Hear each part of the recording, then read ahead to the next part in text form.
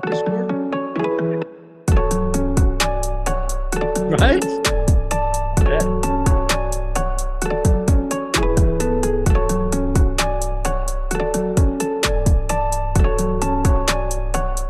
Welcome in. We have you for a while now here as the slate is set to lock just at 7 o'clock Eastern. And it all begins right now with the Deeper Dive Yahoo edition. Myself, Terry's in the house. Jordan is producing. We thank you for being a part of this. Make sure you hit that thumbs up button, subscribe. You hear it all the time because it means something to us. It helps us out. We're here. Terry is here, about to make you some money on the Yahoo slate. We're not just throwing that in there as an aside. We help you out. You help us out. And then everybody walks away rich. That's kind of the theory here, right? Overall, Terry? I love it. That sounds like a great approach. Hopefully it is a we situation, not just like the editorial we, but like we actually, you and I can participate in those winnings. But yeah, I tell you what, I love it. Just before the show, I jumped on my Twitter handle, and I'm never really on there. So like once a day, I'll happen to check it, and I'll get the flood of notifications. And I love seeing those because it's always somebody who, hey, first time. The one today was the first time somebody won a 5-figure win last night. He won like 20 grand. Thanked a bunch of us. Like, that makes my day seeing those kinds of things. So it's just great. So yeah, I love getting that. But I also like winning myself. So hopefully we'll all collectively have a nice day today. Correct. At Digital B21 on Twitter for Terry. If you want to thank him late tonight or early in the morning, by all means, at Shader Show for me. And tell me what I got wrong either way. Well, look, I figured that was built in. Like that's not the right. That's the norm. The anomaly is, and what we love to see is when somebody hits you and tags the Hall of Fame as well and says, look, 5-figure win is gigantic. My goodness. I think at the very least you deserve a tweet for a thank you there. Yeah, for sure. We love seeing those, but honestly, yeah, you wouldn't think that you don't need to solicit the criticisms, but I don't get too many of them. Maybe it's just because I'm always right. I don't know. Who knows? Yeah, it's either that or you're a nice guy. I can't see. Probably the latter. One of the two. Yeah, you're not screaming on guys in the chat here. At least on shows. No, exactly right. Not the block police like Jordan, pulling out the nightsticks, putting a smash down on people. All right, click those links below quickly before you do anything here with Yahoo. If you're new to Yahoo, then we have something for you. $10 for everybody. That's the first link. And then below that, you're going to get 1 free month of Awesemo Plus Platinum as soon as you sign up. So hurry up, sign up, make a deposit, and then your first paid contest entry, you're going to get that free month. All right, let's look at it, my friend. We're going to bounce around here as we get everybody ready for the full Deeper Dive coming up with Lofty and Adam. And Adam's Deeper Dive is free each and every day for you to pair along with what we're talking about here. We'll go position by position. We do have the 11-game slate to look at here in the backdrop. Anything jump out kind of overall for you before we start looking at the point spot? So really, I'm just looking at the slate as a whole. I'm trying to update my my various tools so I can see this in a pretty good light. And for Yahoo, since we don't have the boom bust up, I've got the ownership percentages up here. And I'm just trying to take a look for some of the salary differences where we've got guys at better price points or considerably worse price points from site to site as they compare to other sites in the industry. I find when I go to sites like Yahoo, if you're looking at it that way, you can not only build a portfolio of good investments where you're getting the guys at their best price across multiple sites, but you can also take advantage of the fact that, all right, maybe a guy's getting talked up a lot across the industry where the focus is more on the blue site and the green site rather than on Yahoo. So maybe they're getting either buzz that's inappropriate or not getting enough attention for where they're priced on Yahoo for what the opportunity looks like on Yahoo. So just taking a look through some of those, we see Taylor Horton Tucker getting a ton of buzz across the industry. He's priced at $10, similar to where he is on DraftKings, where he's the dead minimum, getting a ton of ownership on the DK slate. Another guy who's a strong value across other sites is Alex Caruso, coming up similarly priced as well, $14 price tag. So it looks like we don't necessarily have those inefficiencies of pricing here, but I'm sure we'll uncover a few where there's at least a couple bucks discrepancy, maybe pushing ownership one way or the other as we go through the slate. All right, let's look at the point here and start with just some injury concern hovering around a couple of guys of note, and that's Damian Lillard and Fred VanVleet. So let's look at the point spot, Terry, but also with that as kind of in the backdrop. Sure. So, yeah, I mean, Dame Lillard, obviously, if you're taking him off the board, $39 price tag on Yahoo. It's not a great crazy value on that slate. Like, he's not unavoidable at that price, but I do think that's a little low for Dame Lillard, for the guy that we know that this guy is and what he's been over the course of his career. Taking a look, 1.28 fantasy points per minute. This is using FanDuel numbers. 1.28 fantasy points per minute last season, down to 1.06 this year. True shooting percentage of just 48.3%. The assists are right there, 36% assists, but I think the shot starts falling a little bit more. Dame goes back to being the scorer, the guy that we know that he's capable of being. And I think we're right back on value with him. So 39, I think, is a fair price if you're getting him full run, full health. Alex has him projected out for basically that kind of a full game right now, but given any kind of news, either a limitation or obviously if he's not going to go, you certainly don't want him. And that would give a big uptick to guys like CJ McCollum and other pieces of that rotation. So definitely one to keep an eye on there in terms of Dame. And then just looking around the board, it looks like the stars are kind of a way to go at the point guard spot. Yeah. We did mention, we mentioned Caruso, who I think is I assume he's a point guard play on here. Maybe he's not. Is he a shooting guard only on the Yahoo slate? That's yes. Okay. So that's something I'm trying to catch up on too, is some of the multi-position guys, how they fit differently across Yahoo. So without Caruso having point guard eligibility, it really does seem to push a lot of the favor in my book towards some of the pricier points. So you've got Luka obviously pushing that $50 price tag up toward the top. There's a pretty big gap between Luka and, let's say, Russ Westbrook, let's say Ja Morant at 40. A $9 gap, essentially a $10 gap is a pretty big circumstance to overcome, a pretty big price differential to overcome. So I maybe not look to the top of the board, but Ja Morant was popping on the other sites. I think 40 is probably a little low for what he's been so far this season. A big step up this season for Ja, 1.33 fantasy points per minute, up from 1.08 mark last season. Just really coming into his own as a star player, I think. I think it's still probably a little bit low on the $40 price there. You get a similar guy in Trae Young with just major raw point scoring upside, priced at 38. Looking down the board a little bit, you can get to guys like I think D'Angelo Russell at 25, probably a little bit of a bargain price.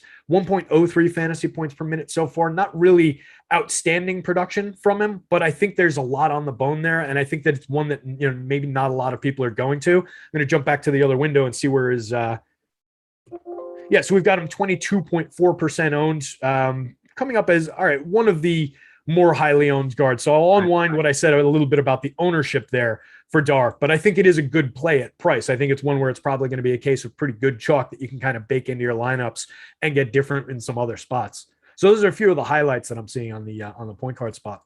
Any interest in, and it's not necessarily a mid-level pay down by all means, and you may be saving some here, but Shai Gilgeous right now at 7.2% ownership we have on Yahoo. Clearly in the blowout against the Nets, it's going to be a little bit tilted as far as productivity is concerned. But again, I'm looking at somebody on this slate specifically tonight that you could get to at 33, for example. And again, this is impacted, of course, by Van Vliet and Dame dealing with injury.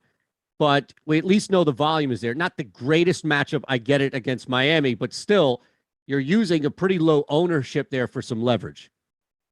Yeah, definitely. And I'll always make that play at least a few times where I can get to a guy who I consider, maybe SGA isn't a star caliber player, but he's certainly up, in the next tier down from the stars, let's say. And I think it's a good spot. He's the lead dog. He sees 27.6% usage. He's averaging 34.7 minutes a game, 55.4% true shooting percentage, 21.9% assist share. It's a 1.06 fantasy point per minute rate. That's actually down from where he was on just slightly more usage last year. So I think there's more to give for SGA. So getting to him when he's at a fair price, I think is definitely a smart move. And if there's not a lot of ownership on it, it's basically a direct equivalent to some of the other guys that we just blew through in terms of his potential for production. And certainly if you're looking at guys like a Ricky Rubio, a Cole Anthony, he projects out around the same as those guys in terms of median projection. But I think we can consider the upside, the ceiling, to be a little bit higher with a player like SGA. So that's definitely a play that I'm happy to make for ownership. All right. You all hit that thumbs up button. As you know, make sure you're subscribed here, and we welcome Eric Lindquist back. I don't know if he's officially back yet, right? Or is he just skipping away? Like, is this how he's spending a honeymoon? Hanging out with the three of us? No. Maybe this must be downtime for him, right? I mean, look, the way that he spouts off at the mouth from time to time, he might have gotten himself in some trouble. He might be in a timeout right now and just like, sitting in a closet somewhere and happen to bring his tablet in or something. But at least I think he got put in a timeout. Yeah, like if you were the new wife, you'd want to get away from him by now, I'm sure, right? Yeah, isn't there a show on your channel or something you could go watch? I've heard that. Look, I speak from experience, E. Okay, I do a bunch of stuff, and there are plenty of opportunities where I hear that from my wife. Just go. Don't you have a show to do or watch or something along those lines? And there you have it. You knew there has to be a sport starting soon. Exactly right. Exactly. It's not often you get that, right? People think, oh, I'd kill for that. No. Trust me, it's just another excuse to get you out of the house. Different end or means to the same end, by all means. All right, let's move to the two here, my friend.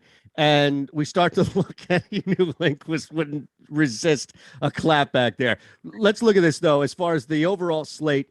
Even if you're paying up because Jaylen Brown's out, because Bradley Beal is out, even if you're paying up for Booker, Levine, something in those, even Anthony Edwards now, it's the similar range of a price point in which I gave you a mid-range guy with a point spot. So this position, 11 games, there's a little bit more of a gap, I guess, or width that you can kind of maneuver through. But this position specifically, Terry, I don't know if that's a benefit to you that you can get Booker, Levine almost on the cheap compared to what you can get from productivity at other positions paying more for it on Yahoo. Yeah, and I think there's just some value here, right? We talked about Caruso briefly on the way in. Definitely going to see, well, not definitely, but saw an uptick in minutes, entered the starting rotation in their last game, ended up playing, I think it was like 39 minutes. I can pull him up here real quick. And he saw his minutes per game uptick after that game. Yeah, it was 39 the last time out. Averages typically in the mid-20s, but that pushed his last 3 games average up to 29 minutes. I think there's enough there where he's going to see probably around 30 minutes. I think Alex had him projected out a little bit more highly than that. If he happens not to start, maybe it takes a little bit of the gleam off the play. But I think if we're projecting him around 28 to 30 some odd minutes, there's certainly upside there at his price. $14 on Yahoo. He's cheap across the industry. He's a play that's going to be really popular at the top of the board. But what I'm getting at is that if we're booking those plays into our shooting guard spots, and Cade Cunningham is another one that's at $20, that's a significant tick down from a Booker at 34, a Levine at 33, a CJ McCollum at 30 even, where you're saving that money. And I think we've got enough talent, enough upside in some of the stars at other positions where it seems like shooting guard is going to be more of a value play spot. And there's other values as well. If you go down the board a little bit, just looking at it by ownership, if you wanted to drop down a few spots, pay $10 for Aaron Holiday, assuming that we see him get enough run or enough potential run, I think there's value in doing that. You could go down the board. Tyler Hero, only $23.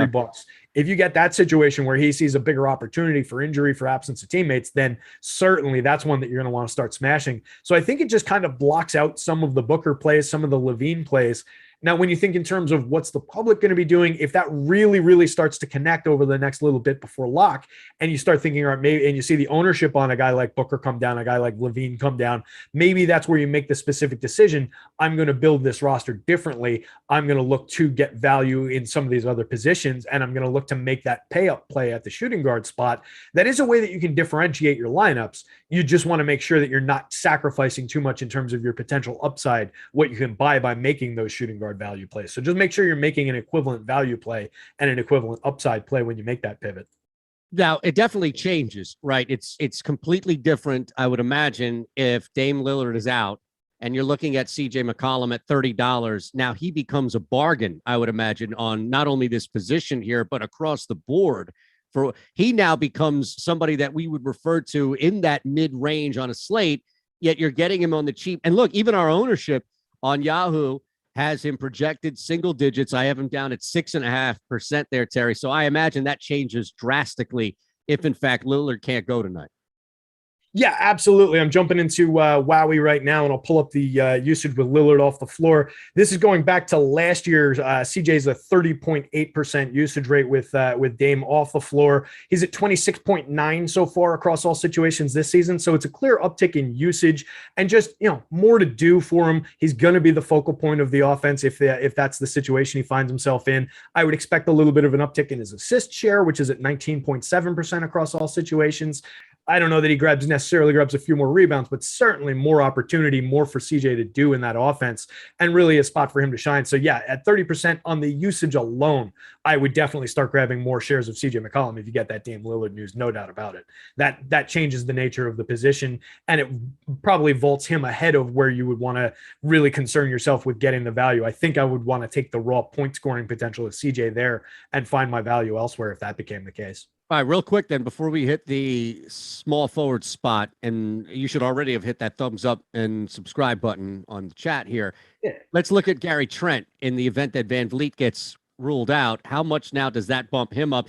He was already at only $21. We also have a similar situation, a little bit lesser of the example as far as the quality of what you're going to get from McCollum versus Trent. But at the same time, shouldn't it be reasonable to expect pretty similar bump in productivity? Now you're getting Gary Trent for what, $9, pardon me, less than McCollum, and just $21 cheap overall in the slate. Yeah, for sure. And that's always going to play that way. Anytime that we're going to see a guy, why is this calendar? I love Wowie, but they're still starting on last year. I think the guys brought that up on the show this morning as well. So it makes it a little difficult to access these things quickly. But I'm getting to see what Gary's usage here is at 24.9% usage rates in minutes without 124 minutes without Van Vliet on the floor this season. If we look at Gary's current usage rate, 19.8%. So a pretty significant uptick in his usage as well. A little bit more to do in terms of handling the ball, distributing the ball for him there. So definitely another guy that I think just sees majorly enhanced value if one of his teammates is out. It's a situation that it would just thrust more responsibility onto his shoulders. Right now on the 19.8% usage, he's turning in 0.87 fantasy points per minute going by FanDuel scoring. So similar with Yahoo scoring, 53.2% true shooting percentage, only a 7.2% assist rate, and a 4.6% rebounding percentage. So a lot of his production is coming through scoring the ball. If we see potential for a few more assists or a few more potential assists for him on the board, at least, I think there's just a lot of different things about his game are going to get lifted up by that absence today. All right, man, let's keep it moving here. And again, we have two links for you below, courtesy of Yahoo. We have about 10 minutes to go before the boss man steps in with Adam for the full deeper dive. And then you have the live before lock following Alex and Adam coming up here in about 10. So let's look at this. And again, those links are there for you. $10 free. Just claim that, use that however you want on Yahoo. And if you're brand new to Yahoo, what are you waiting for? You sign up. And we're going to give you 1 free month of Awesemo Plus Platinum. Just hit that thumbs up, subscribe. Let's look at this 3 spot here. We're talking, again, kind of a theme throughout this slate about injury. Jimmy Butler, we're kind of waiting as well. Jason Tatum taking full advantage of Jaylen Brown being out. Is this a good place to start, maybe, where we didn't in another position at the top here with a guy like Tatum paying up at 43?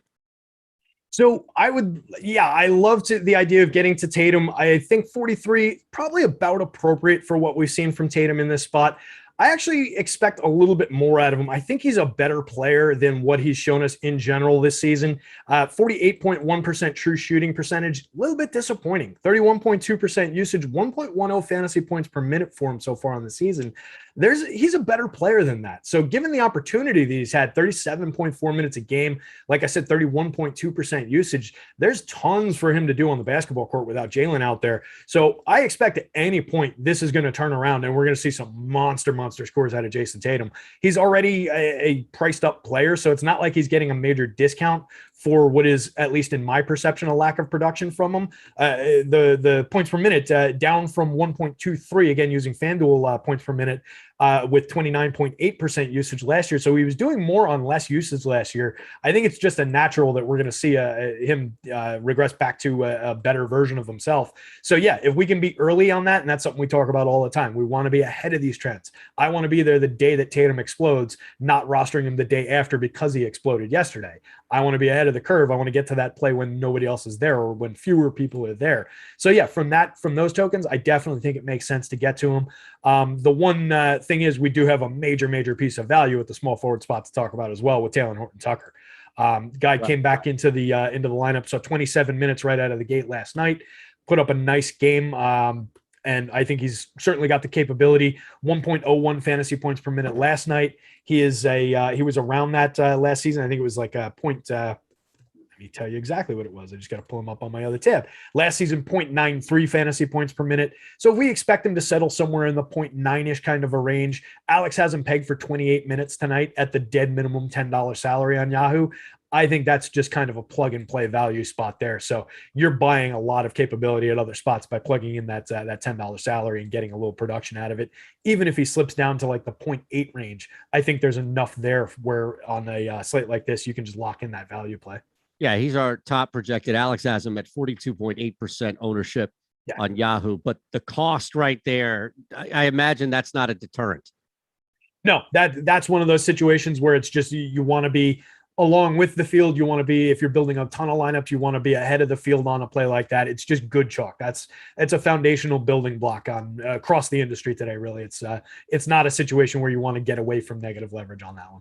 The only other guy that we have as far as projected high for ownership on Yahoo at this spot is Saddiq Bey. He's actually the 5th, according to Alex's projections on site here, which you can be using each and every time you following along every show. And it's Saddiq Bey at 27%. Do you find yourself kind of mirroring the field, maybe over or underweight to that with Bey?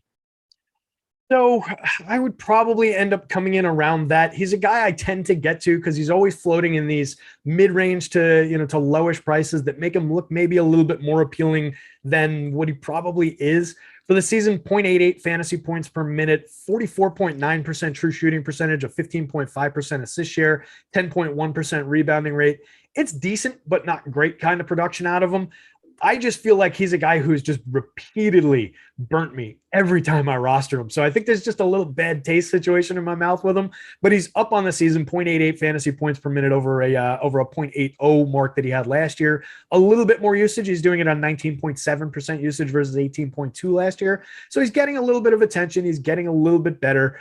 I don't love getting to the player, but I think it does make sense. It's a lower mid-range kind of a value play. So for who he is, for what he does on the court for you, I'd be comfortable at or about the field's ownership. I don't know that that's one that I want to push too much past because I do like getting to probably like THT and just book them in the forward spot and then get to some of these higher caliber players. If Jimmy goes, I would take some shares of Jimmy. We talked about Jason Tatum. There's a lot of talent at the small forward position in varying price points. So it's an interesting spot. Like RJ Barrett was getting some attention for his $18 price point.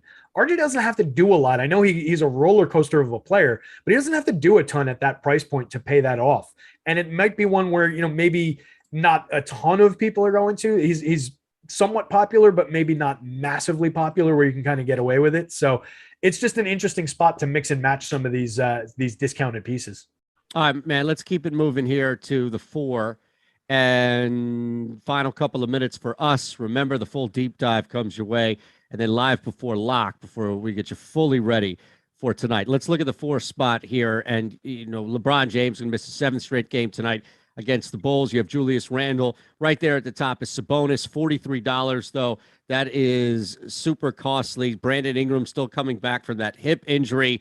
If you are paying up technically on this slate at the 4, maybe DeMar DeRozan, because the Lakers aren't necessarily the best defensive team, has some appeal.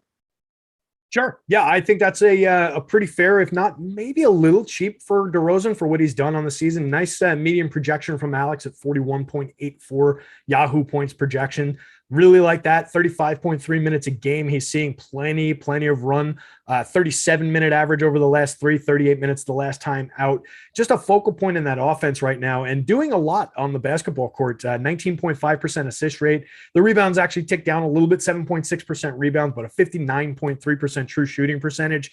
Doing a lot with 28.8% usage too, 1.15 fantasy points per minute on the season.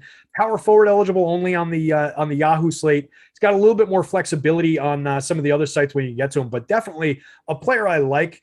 The one thing that comes up from time to time with that Chicago rotation is there's a lot of mouths to feed, but they've been getting it done, and the game has a tight point spread, so I think it's going to be a competitive game. You get him in that late night spot where we can either have him in there and go with him, or have him in there and then take his salary and spread it out to other changes too. If you get into a bad situation going into that last game of the night, so I like getting flexibility, and there's a lot of plays. Caruso's in that game, another big time forwards. we get a few other different plays in that game to go to here off the board. So I think there's a lot to chew on in that last game of the night, and he's definitely going to be a big part of it. Yeah, and also, Vooch is out with COVID. That's their third leading scorer, so there's going to be some productivity, I think, that just generally spills over on DeRozan. All right, so anybody you want to hit at the 4 before we close out with the 5? Yeah, I mean, Julius Randle, always going to be appealing to me, maybe a little bit of a homer, but I think 39, based on the production that we've seen from him over time with the Knicks, he's at 1.20 fantasy points per minute right now. They've had their issues with what the starters have done with Tibbs moving the minutes around and playing some games with the second unit where the second unit's led them in a few comebacks and he's left them on the floor too long. But I think Randle's somewhat interesting there. I think Kristaps Porzingis for 29, definitely very interesting. 1.18 fantasy points per minute, 52.4% true shooting percentage on the season. A lot of time in the rotation out on the court for him. 34 minutes last game out, 30.7 minute average over the last 3. Lot to do on the basketball court for Porzingis, and at that price, I think he pays that off pretty easily. There's a few other guys that are relative values, like in the 20s. I would never mind getting to a producer like John Collins and his potential upside at a $25 price. Jeremy Grant, similar story, kind of a roller coaster ride of a player, 1.03 fantasy points per minute, but certainly sees enough usage, 25.5% usage, where he could hit a ceiling score for a $28 price tag. That's not all that bad. Not going to kill you if he only returns like a median projection. Similar boat for Jaren Jackson, a guy who we've seen is capable of smashing through a ceiling. Hasn't necessarily had those monster games for us with regularity this year, but certainly capable of getting there. So some of those guys, I think we're expecting Al Horford still, at least as of the last news I saw, was still a question mark for this one. Yep. He would be in a similar boat at 29, and then he also creates additional opportunity if he doesn't go for some of his teammates. Speaking of 29 and Jeremiah Johnson, don't say I never look over there. What about Eric? What about Mobley there? As far as somebody in Evan Mobley at $29. Sure, yeah, Mobley's had a pretty nice start to his NBA career. $29, not a bad price. You're buying 1.01 fantasy points per minute so far across all situations. 58.8% true shooting percentage, and he contributes in counting stats. 10.9% assist rate, 11.0% rebounding share. Not bad for a kid who's just getting his NBA career started, really. 34 minutes a game. I like that spot. Power forward only eligibility. I like him when you can flex him around to multi-positions, but definitely somebody who I would keep in mind, keep on the board there. There are probably plays I like a little bit better in terms of the per minute production. If I'm sorting just by that column, there are about 15 players ahead of him in points per minute at varying price tags, many of which are in that same $20-ish range. So I would have him in the mix, but maybe he'd be toward the back end of the mix for me. All right, let's wind down real quick here. The 5 spot, we've got 2 guys up at the top. I guess 3 if you want to add Cat there. I guess it's his birthday today, right? So you could look at a couple of different things happening. But Anthony Davis, this matchup alone, especially without Vooch there, would jump out. If I'm going to spend money and I have some money to spend, I know Jokic is appealing, but AD in that matchup. Let's look at who you like the most on this slate, and then somebody, 1 or 2 guys at the end that you either find as far as mid-range value or maybe even a sneaky pivot away from those 2 guys, 3 guys technically at the top. Yeah, so I mean, for me, with all the value that we've discussed at some of these other positions, and when I say value, I'm not even just necessarily thinking of only the $10, $14 guys. A lot of the guys that we've talked about have been in like the 20s, so you can build up to a couple star spots here, I think. So I'm looking for the center spot to provide those stars here. We've got a lot of them on the board. You could get to a value play like a JaVale McGee. We just saw JaVale explode for a ton of points, and he's only $10 on this slate. So I think it definitely makes sense if we see Ayton not go to the JaVale McGee $10 play here and spread some of your money to other positions. If that isn't the case, I want to completely reverse that position and play some of the stars here. I'm thinking Nikola Jokic leading basketball right now, I believe, with a 1.72 fantasy points per minute mark among guys who are tangible starters. I think Anthony Davis is going to be right there, to your point, going up against that team with no Vooch, going to be able to do basically whatever he wants, and is a guy who pretty much does what he wants anyway on the basketball court. 1.45 fantasy points per minute on 28.2% usage. Smash spot for AD. He's a guy I like across the industry, really. I think Karl Anthony Towns, certainly a lot to do there, particularly if he's going up against the backups with no Ayton in that spot. He has the potential to dominate McGee and Kaminsky in that game if that's the situation. So I'm rotating those 3 stars if that's the scenario I get. If I can get McGee in there at the $10 mark and not hurt my lineups in other spots and pay for other stars, I'm happy to do that, at least in a share of my center plays. All right, my friend. We've jammed through it. Thanks to Yahoo for providing this extra look on their slate, the deeper dive here. The official extended deeper dive comes your way right now. Boss man Alex is in the house with Adam, and Adam's deeper dive on site is free each and every day for you to be checking out. Do us a favor on our way out. Hit that thumbs up button, subscribe. You can thank Jordan, but he ain't going anywhere. Like you out there aren't going anywhere. All right, Terry, appreciate it. Always a pleasure, man. Well, good times. Awesome stuff. Deeper dive coming your way live before lock. Following that, we have an NFL showdown before lock 2. Tons of content here. Non-stop.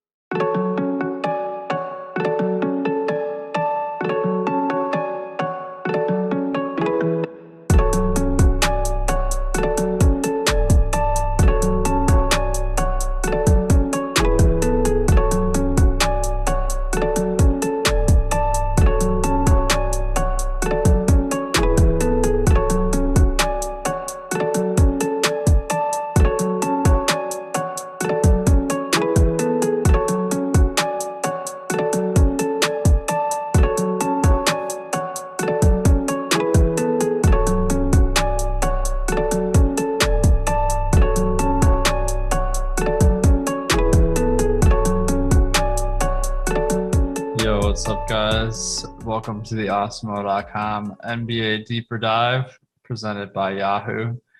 Got a nice little 11-game slate tonight, so it should be a lot of fun games to break down, and I'm joined by none other than Adam Ship My Money Share. Adam, how you doing, man? Doing well. Excited to talk about basketball. It's always nice, I guess. So yeah, 11 games, plenty to talk about, plenty of injury news that we're waiting on, that we just got, that we got earlier in the day. So should be a good one.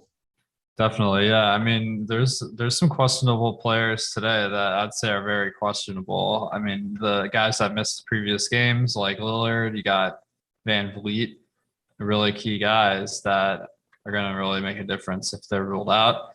Hopefully, we'll be on the stream when any of that happens, leaving all the way up to lock. So we'll be able to break it down for you guys. Before we get into today's slate, just how did you play last night, or did you just do NFL, and how did it go? Yeah, I played last night. I I don't even really remember it. I went to bed early. Okay. I don't think I won anything, or I know I didn't win anything. I think my cash lineup did well. My tournament lineup sucked, so I think I pretty much was like even in NBA last night. I made a critical error in rostering Alize Johnson, and I know a lot of other people did too. I wasn't really paying attention to the starting lineups because I was also pretty tired, and I mean I wasn't doing the projections updates either. But they announced Alex Caruso was starting for the Bulls, and now in retrospect, I'm like, damn, that means they were going to go really small. But I didn't really put two and two together. I don't know. Yeah, I don't remember how much of him I had. I know I had like 15% Will Barton, who just, DNP'd at halftime or something. Oh god, yeah, that was terrible. Like he was scratched right after the game was supposed to start. So like, what are you gonna do about that? But if maybe we can make some calls about guys that will be scratched post lock for the people. But It's always nice to get like a 2015 NBA DFS throwback back before there was like any injury reporting. Definitely, yeah. I remember that one game Derrick Rose was AWOL and no one even like said that he wasn't Literally at in another 39 state. anything. Yeah. They're like, actually, we have no idea where he is right Right. now, but the game was supposed to start 20 minutes ago. But anyway, before we get going here, if you guys can hit the thumbs up button, that gives us the positive affirmation we need to give you the good takes here. And if you haven't already subscribed to the channel, we have a lot of different shows about DFS, NFL, NBA, NHL, pretty much everything you need. Also on the site today, we have a lot of free content. We have the Monday Night Football single game projections, NHL and NBA rankings, and college basketball DFS projections made by Matt Jeske. So those are all great opportunities to branch out and play some different DFS. So this first game, conveniently, we just got the big news for Boston at Cleveland. Okay, so we have Jared Allen out tonight. He's a pretty good player, makes the impact mostly with scoring and also on the boards. And maybe that'll open up some options on Cleveland for us. So what do you make of this Allen being out?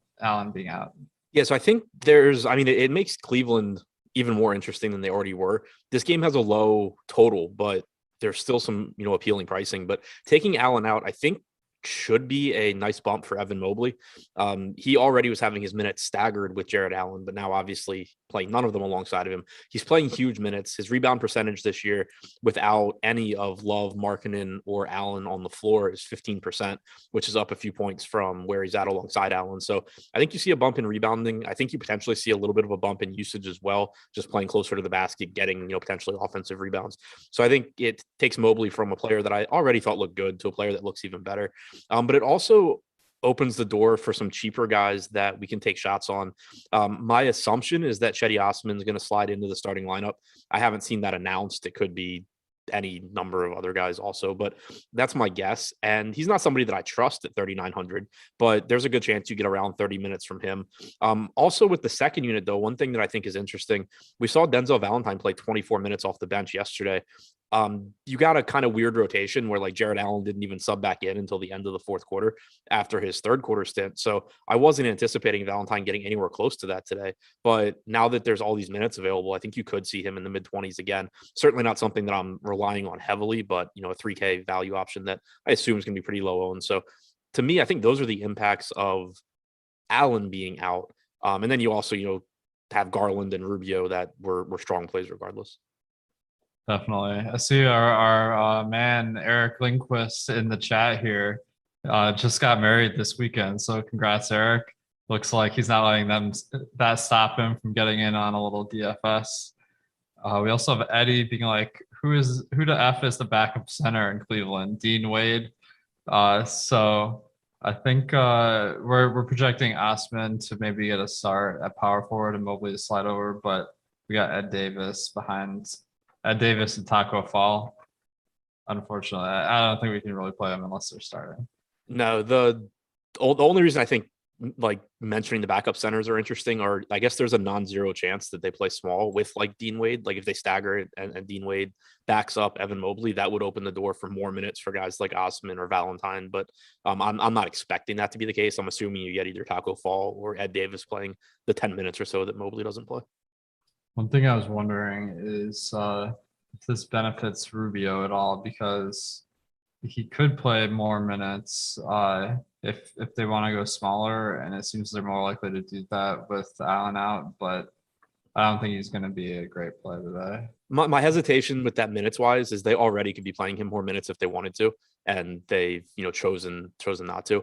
But I do think you're getting around 30 minutes. He's still over a point per minute guy, so I think he's fine at 6K.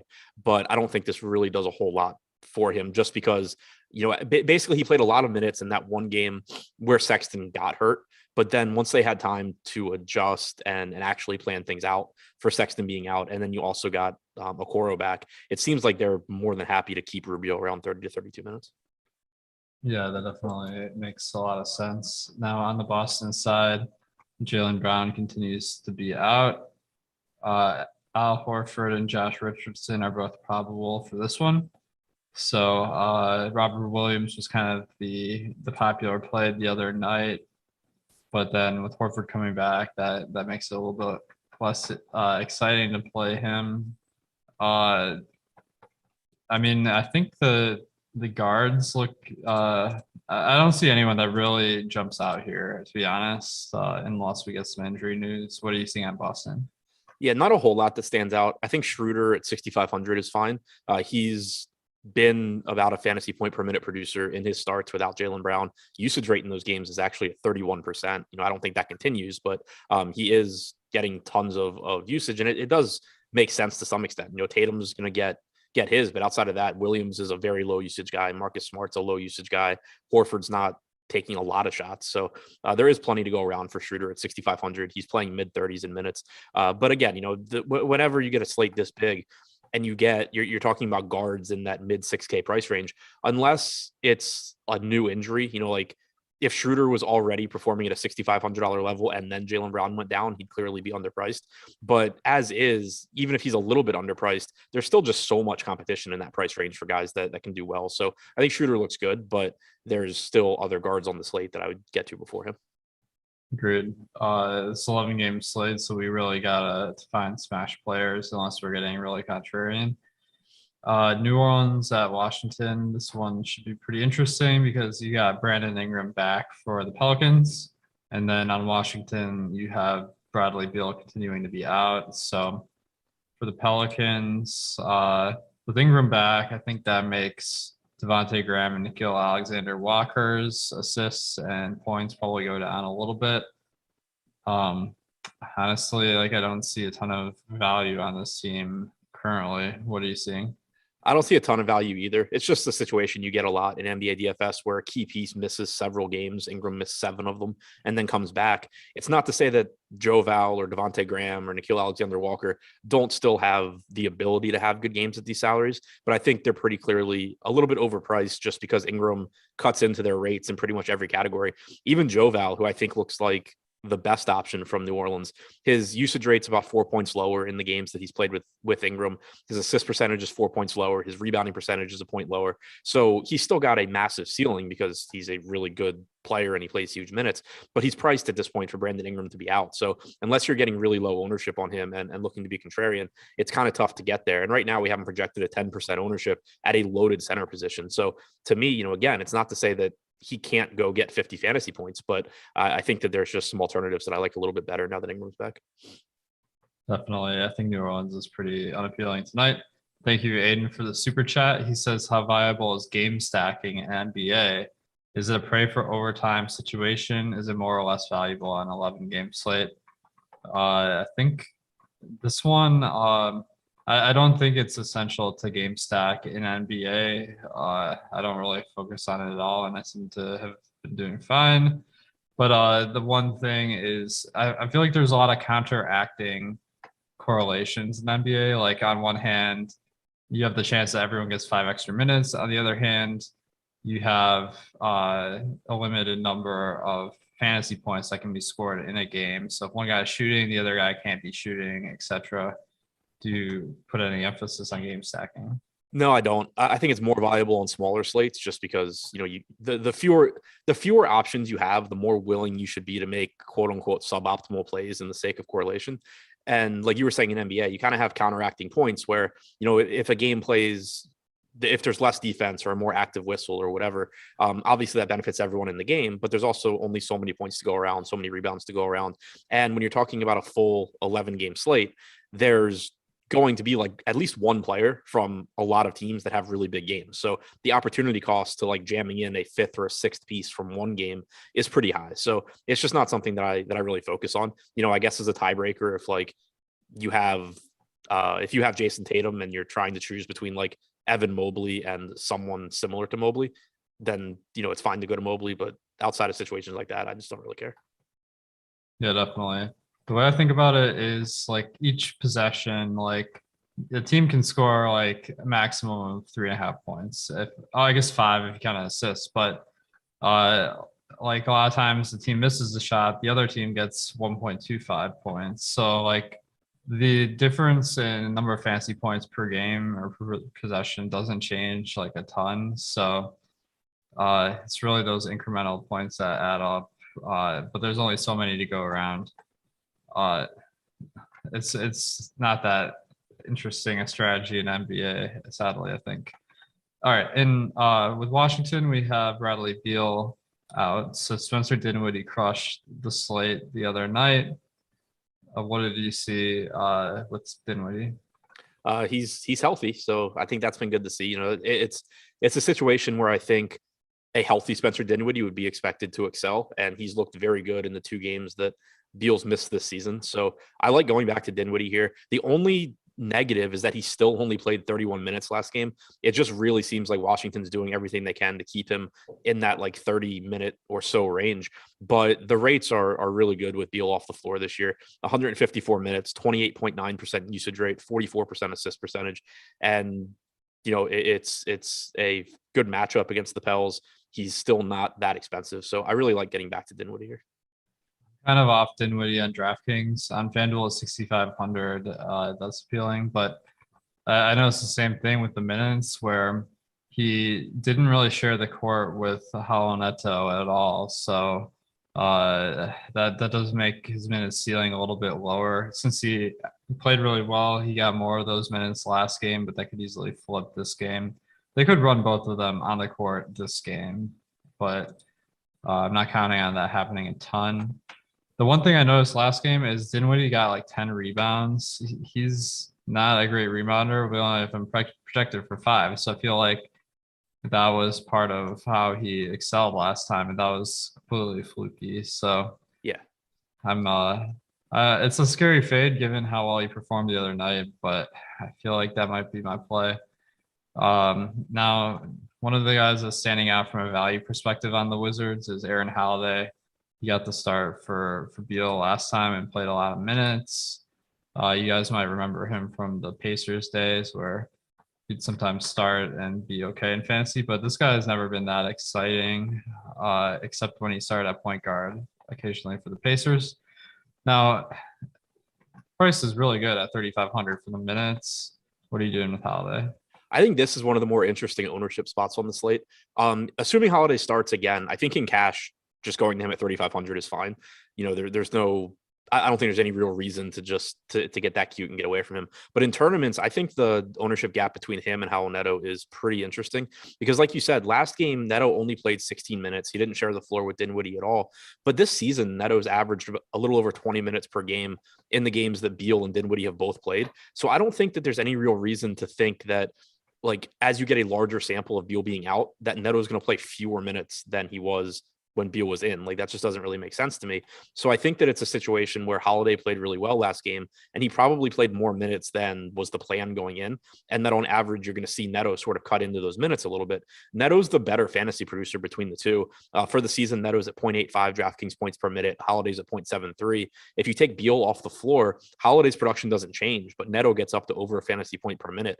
And they're both really, really cheap. So I think that if you're going to get a big ownership gap between Holiday and Neto, going to some Neto instead of Holiday in tournaments makes a lot of sense, because it's just, you have a spot open in the closing lineup basically. And I think whoever's playing better between Holiday and Neto is likely to fill that spot. I think there's a lot of games where Neto is going to take, not that he's going to play more minutes than Holiday necessarily, but that he's going to take a nice chunk out of those minutes. And you could potentially see, one of those rotations where Neto subs in the third and just doesn't come back out.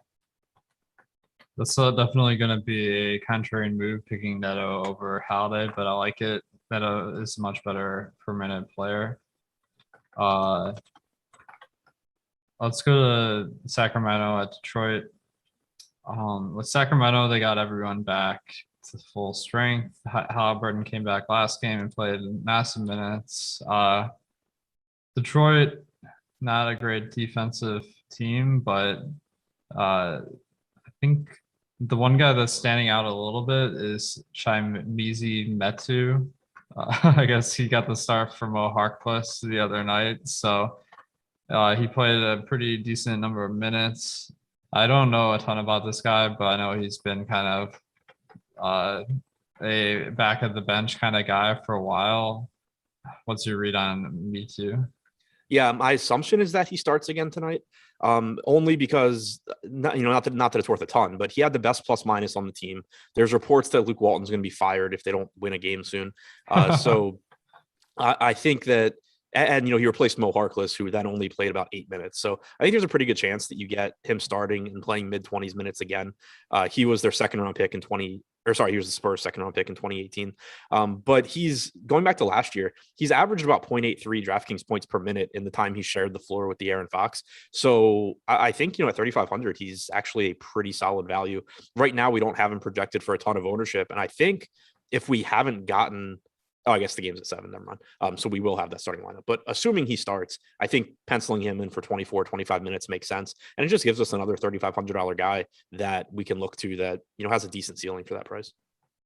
Yeah, I agree. The one thing I noticed last game is Buddy Hield played a very low number of minutes compared to normal. So I'm kind of seeing this as a potential where Metu plays a lot less and Hield plays his normal minutes on an average night. So the main factor here for me is that I just don't want to lock up a roster spot with a guy that I'm not that sure about this early in the night. So I'm not that excited about it, but certainly a fine value play if Metu starts. On the Detroit side, I know people have been going to Cade Cunningham a lot recently, and he's cheap again tonight at 5,500 on DraftKings. The Pistons have some other decent fantasy players. Isaiah Stewart stands out because Kelly Olynyk is out. Big foul trouble the first game, so he didn't play many minutes. But last game, he did end up staying out of foul trouble and then got the minutes. So how are you tackling this Pistons team? I think Cunningham still looks good. He's just one of these guys that I'm really having difficulty quitting, because I love, it's always nice in tournaments to get guys that have a relatively high floor, but that also have a high ceiling. And I think that's the case with Cunningham. When you look at his production so far, he's shooting about as poorly as he possibly can, and he's still averaging 0.83 DraftKings points per minute. They had said a few games ago that he doesn't have a playing time restriction anymore. Then he played 32 minutes, back-to-back games with 30 minutes where he had foul trouble, and then got up to about 33 minutes last game. I think it's likely you see 32 to 34 minutes going forward on average. And the per minute production should come up as the season goes on. He's doing enough in the way of rebounding and getting assists to help solidify that floor as well. So I think he looks really good. My only issue with him is he is projected. We do have him projected for about 24% ownership. He's in that price range where, again, on a slate this big, he looks good, but you're probably, for him to really help you, you're going to need him to have a big game. Like if he gets 30 to 32 points, people will look at it and say, oh, he hit value or whatever, but it's most likely to just be like completely useless on this slate. So I think that, there's going to be alternatives in that price range, but that Cunningham does look really good. Beyond that, Isaiah Stewart has a clearer path to 30 minutes or so with Kelly Olynyk out. Still deals with foul trouble, and that's going to bite him from time to time. But he's been a 0.9 fantasy point per minute guy this year, and he is only 5K. I think he looks better on FanDuel, though, where he's a power forward, because there is a lot of opportunity cost at center tonight. Jeremy Grant, Sadiq Bey, both perfectly reasonable tournament options, but not guys that I'm getting to a ton. For me, it's Cunningham number 1, and then Stewart as the second piece here. Agreed. I might have them about equal, but I think also Stewart is really cheap on FanDuel. Yeah. So I think he's even better on FanDuel. One of the top odd shopper bets today is Killian Hayes under 8.5 points. We haven't projected for about 6.5, which is the season average. I know, like, I was watching the last game, he's really hitting shots and playing really well, but I don't see any reason from the data to really think he's going to average more than his season average. How do you feel about that bet? Yeah, I agree with you. Like, even if I go to like 32 minutes on Killian Hayes, I still only get him projected for 8 points, and there's obviously a good chance he plays less than 32 minutes. So I'm with you. I think the under looks good. Nice. So make sure to check out Odd Shopper, and you can get all of our ROIs or the NBA player props tool, which is free on Awesemo. By the way, we have a lot of other awesome tools on Awesemo that you can use with the weekly pass for $29.95, or you can get the NBA pass for $16.95 a week. You get a lot of tools to add to your arsenal. You got projections, you got ownership projections, the Slack channels, the lineup builder. The boom bust is a really popular one for NBA, which, like, the way I see NBA, it's kind of like a parlay where you need to get all 8 or 9 players correct, and we have the percentage chance that each one is going to be either in the optimal lineup or having 10 points above their value. So a lot of useful tools behind the paywall. You use the promo code NBA Live for 25% off your first week of our platinum membership. So make sure to check out all the good tools we have behind the paywall. All right, Indiana at New York. So we got Chris Duarte is questionable for the Pacers. That seems like a pretty important injury because he's been playing about 30 minutes a night, but he's not really big from a fantasy points per minute standpoint, just getting a lot of minutes. So if Duarte misses this game, do you see much impact? My assumption is that it kind of doesn't matter all that much for fantasy. Like, you probably get more minutes for Justin Holiday, probably more minutes kind of spread out to guys like Torrey Craig, Keelan Martin, maybe, somebody deeper on the bench joins the rotation. But like you were saying, now that LeVert, Brogdon, and Sabonis are all healthy, it's not like Duarte's doing a ton when he's on the floor. There's only so much, that him not being on the floor can impact those other guys. Yeah, agreed. So, Holiday isn't. I think he might get the start if Duarte misses, and that doesn't seem particularly exciting. Do you see anyone on this Pacers team to target? Not that I really like. I think there's a bunch of guys that are fine, but you have a situation where for a lot of the season, either LeVert's been out or Brogdon's been out. Now they're both playing. Sabonis's production has been down in general this year. We've seen, his assist numbers really take a hit. Malcolm Brogdon was playing really, really well with a 27+% usage rate. That is likely to take a hit the more minutes he plays with LeVert. LeVert has a 33% usage rate for the year, but that's going to come down the more minutes he plays with Brogdon. So it's kind of just a situation where, any of these guys are still certainly capable of having big games, but on a slate this big, there's just a lot of guys that are going to look a little bit better and that you're still going to be able to get at relatively low ownership. Miles Turner, I would have some interest in just because of his volatility and his ceiling, but I kind of already mentioned it before. Like, there's a bunch of value centers that look good. There's a bunch of pay up centers that look good. There's a lot of mid-range guys. Like, it's just a really difficult position to get to someone like Miles Turner, I think. Agreed. Let's go to the New York side then. We have Nerlens Noel questionable, but I don't think that really impacts the slate at all. So do you see any value on the Knicks? Not much that really stands out to me here. We've seen their starters minutes kind of be cut in the last couple of games for performance reasons. That's not something that I'm expecting to really matter going forward, but it does obviously make them a little bit riskier, just given the fact that Tibbs clearly isn't very happy with how they've played so far, and he's been willing to use the bench a little bit more. But there's just no pricing that really stands out. Julius Randle looks okay. Kemba's okay at 5,400. Robinson's okay at 4K, but there's just, for every guy that looks okay on the Knicks, there's multiple guys I can name at their price or position that I like more. We did get one. We got a few people talking about Taylor and Horton Tucker in the chat. So that's going to be our last game, but let's just mention it now because I feel like he's one of the best values tonight, potentially. So he got the start last night and played pretty decent minutes. He's only 3K on DraftKings. So is he just a lock button play today? Pretty close. It's just one of those, when you talk about value and you're talking about 3K flat guys, it's just different than when you talk about, somebody like Cade Cunningham at 5,500, for example, because there's just so many guys priced around Cunningham that are capable of having big games. You're not going to find many 3K players that are capable of playing 26 to 30 minutes. And Horton Tucker is a good fantasy producer as well. He's at 0.8 fantasy points per minute with Anthony Davis on the floor since last year. So, and he's got multi-position eligibility as well. So pretty much just like everything that makes it really easy to get him into lineups. He checks those boxes. So he's the kind of guy where, when I look, if you go back and look at my exposures after a slate, I'm a lot more likely to have just jammed in someone like Horton Tucker at 3K than a similar play at like 5,500 or 6K just because of the number of alternatives.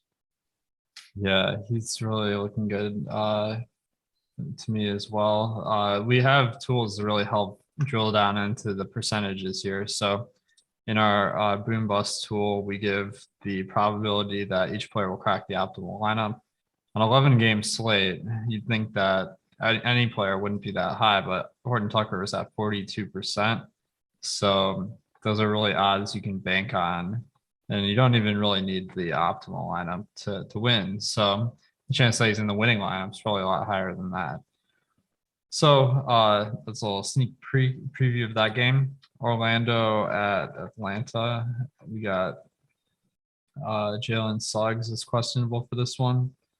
Now, I don't know how important that is other than I want to play Jalen Suggs because he's 4K otherwise, but do you think Gary Harris would start if Suggs misses this one?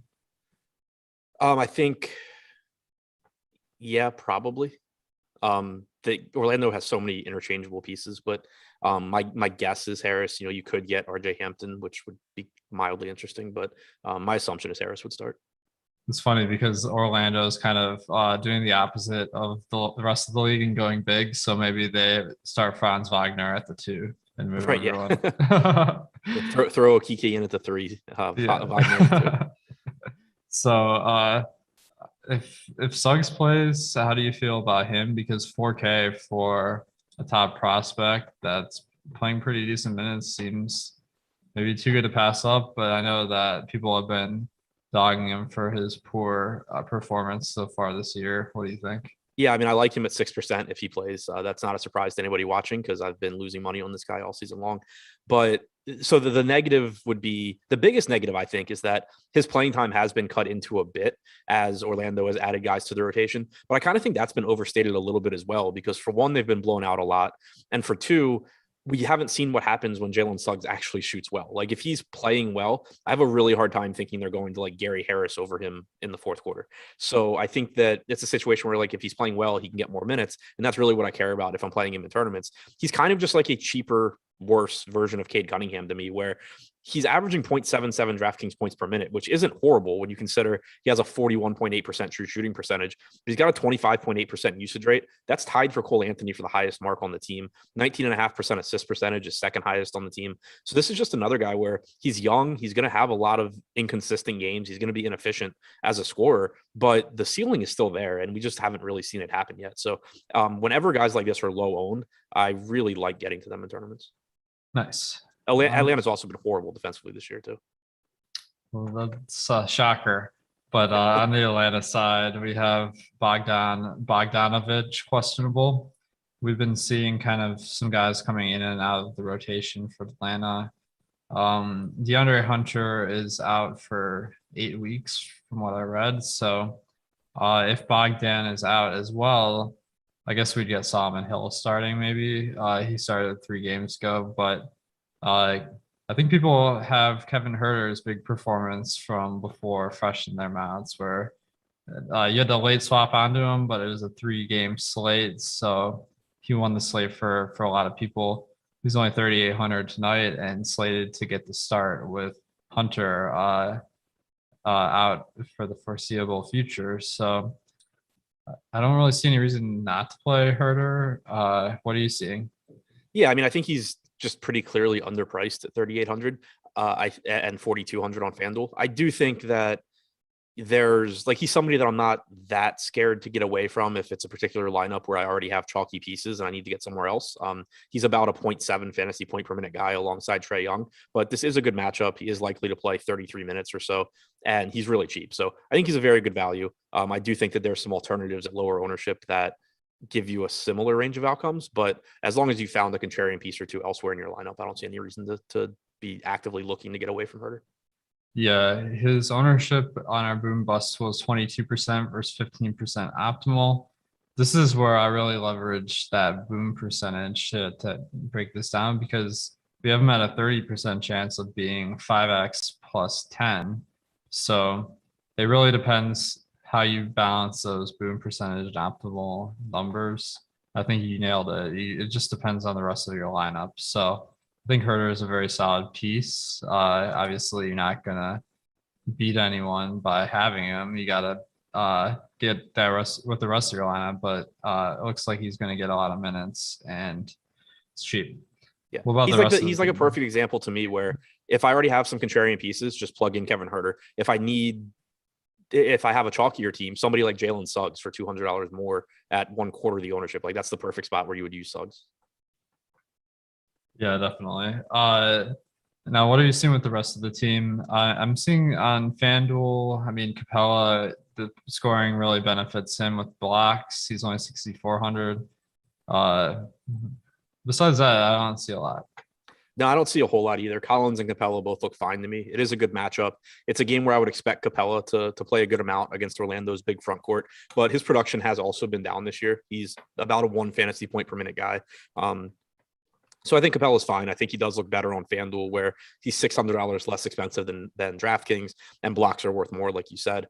John Collins, I think, looks good as well, but I prefer him against smaller front courts because he gets more minutes with Capella off the floor, which are really beneficial for him.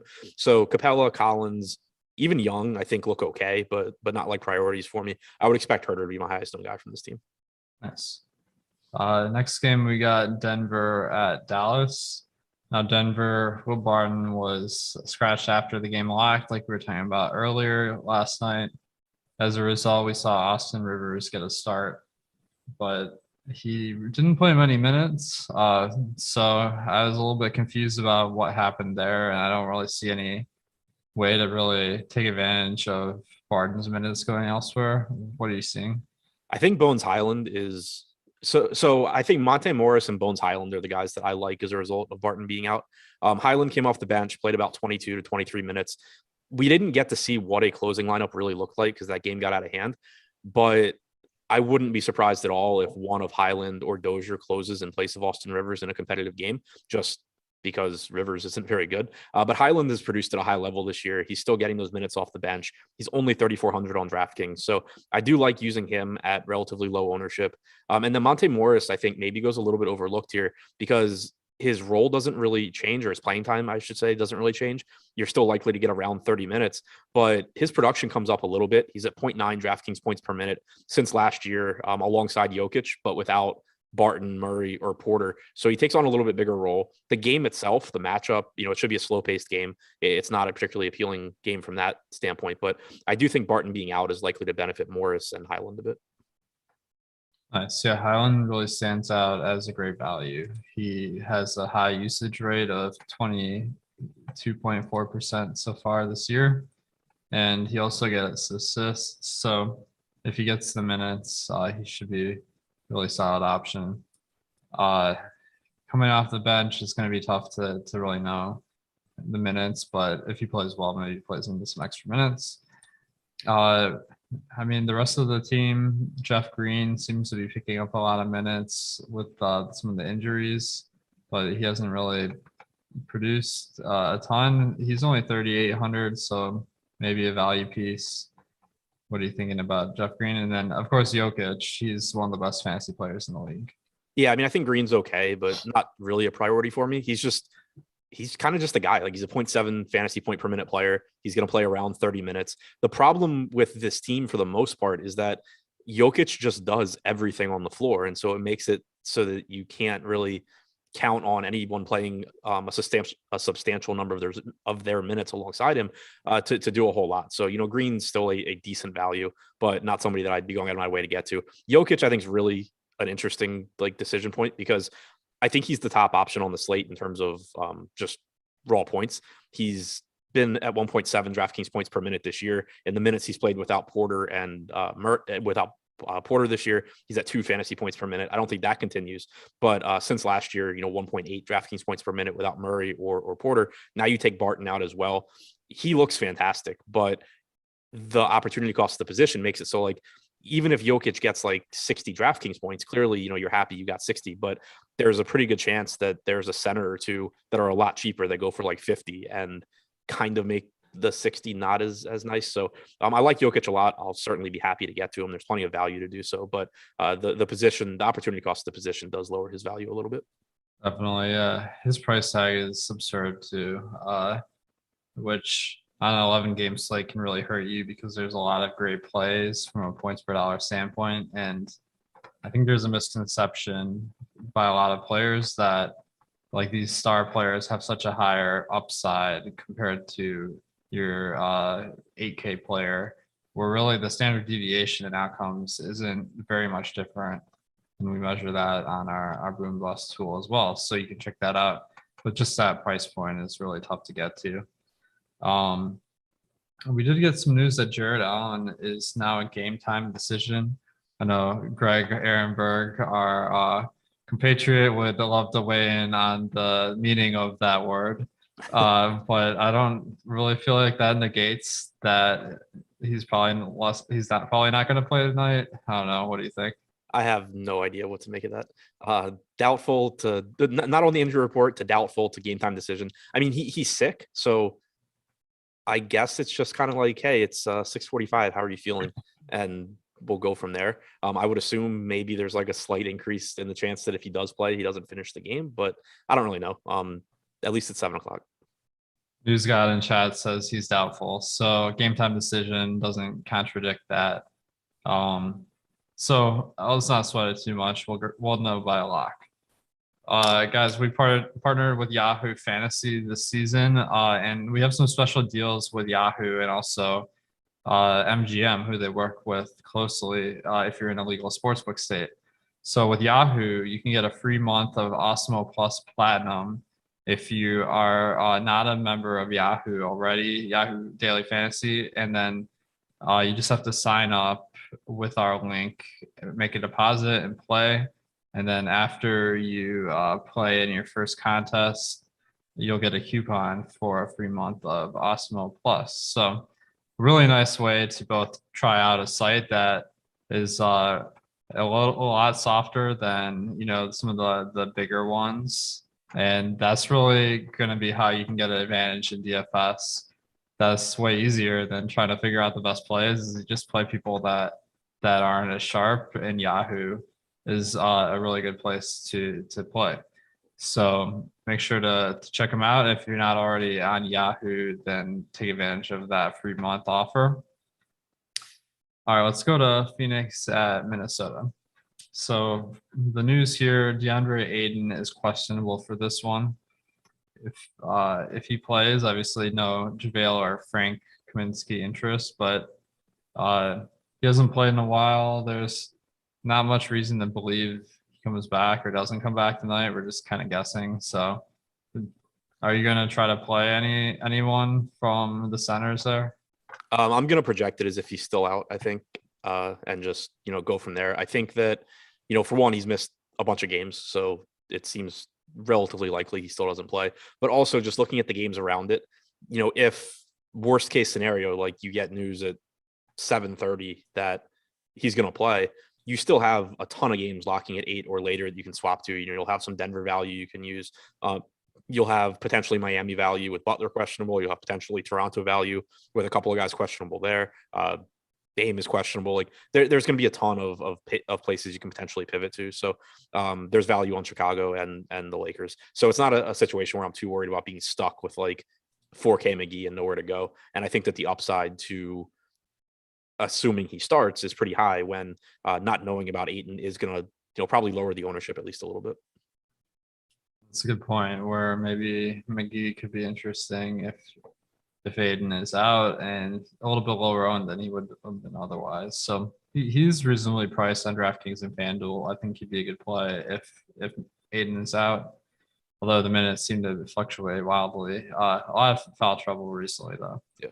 Now the rest of Phoenix, don't really see anyone jumping out a ton, but Mikal Bridges is fairly priced, as well as Booker kind of having a cheap tag on FanDuel. What do you think? Yeah, I think Bridges at 5K is fine. Nobody that really stands out to me other than McGee, though.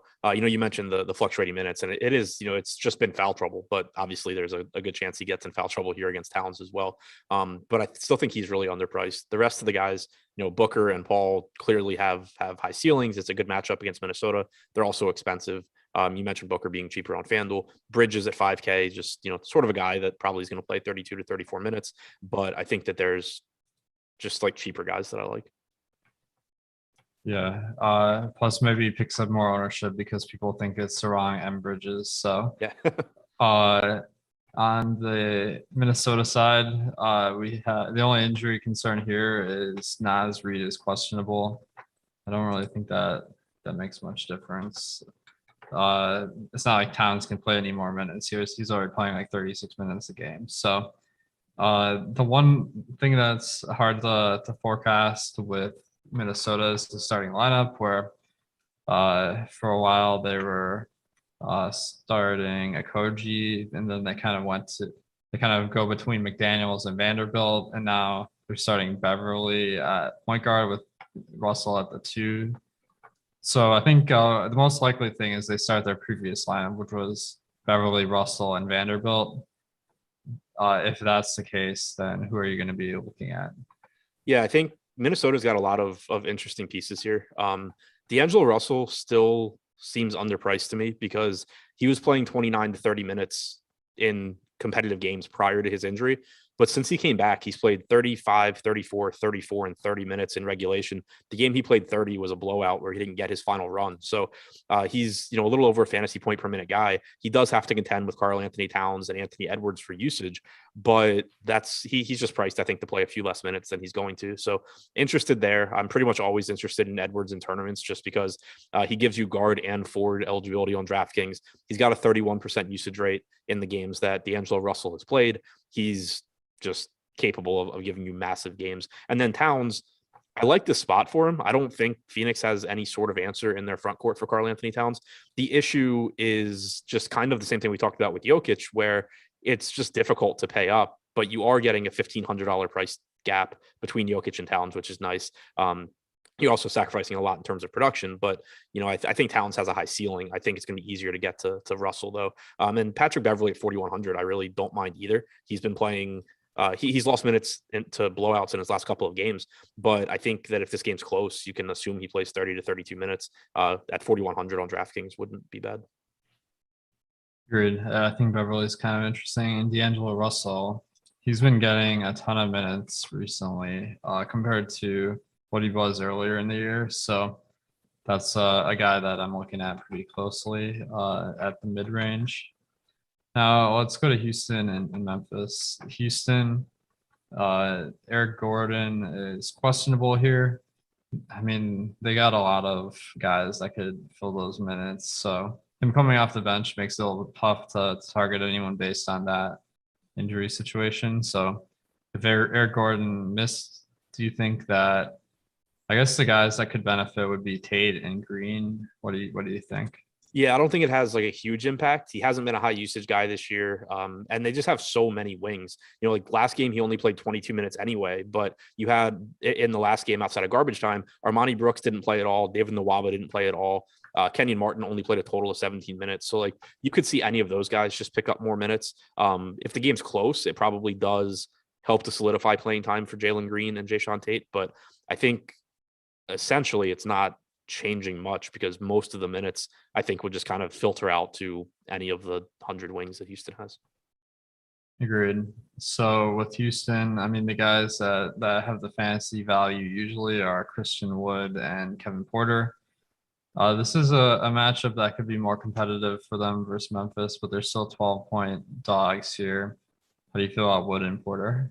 I like that the salaries come down a bit on DraftKings. I felt like Wood was overpriced for a while. Like he's someone I like to roster, but he was really priced up. 8K I think is more reasonable to where he's still not a priority for me. For example, I would rather pay $100 more for Bam, but I do think he gives you a high ceiling in competitive games. He's playing huge minutes, and he's producing at a pretty high level this year. 1.12 DraftKings points per minute. Same can be said for guys like Porter, Tate, Green. Not priorities for me, but I think they're a little underpriced for the number of minutes they can play if Houston's able to stay in this game and make it competitive. They are 12-point dogs, so clearly that's not a guarantee, that it happens. But 6,200 for Porter, 5,300 for Tate, 5K for Green. I think all of those guys, if this game is close, there's a pretty good chance one of those guys is outperforming their price tag. Definitely, yeah. Now on the Memphis side, you have Dillon Brooks working his way back from injury, so that's been taking minutes away from Melton.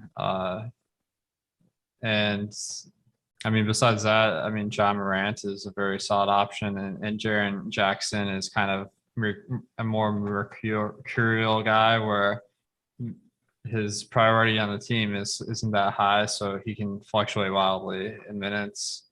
And then Steven Adams had a huge game the other night, but then I kind of looked at it as it was just because of the Joe Val matchup, and that's perfect for Adams, who has more of a close to the basket game. So how are you feeling about Memphis? Yeah, so Memphis gets kind of messy for me now that Dillon Brooks is back. He's someone that is not afraid to take a lot of shots. We saw him slide into the starting lineup last game. I think he's going to have a negative impact on most guys. John Morant is one. Morant still very, very good, but he's priced up on the back of like a 32 or 33% usage rate so far this year. I think that comes down a bit with Dillon Brooks. So far, it's 28% in the games he has played. Desmond Bane still starting, but he had about a 21% usage rate overall this season. It's 17% in the games that he's played with Brooks, and Brooks only started one of those games.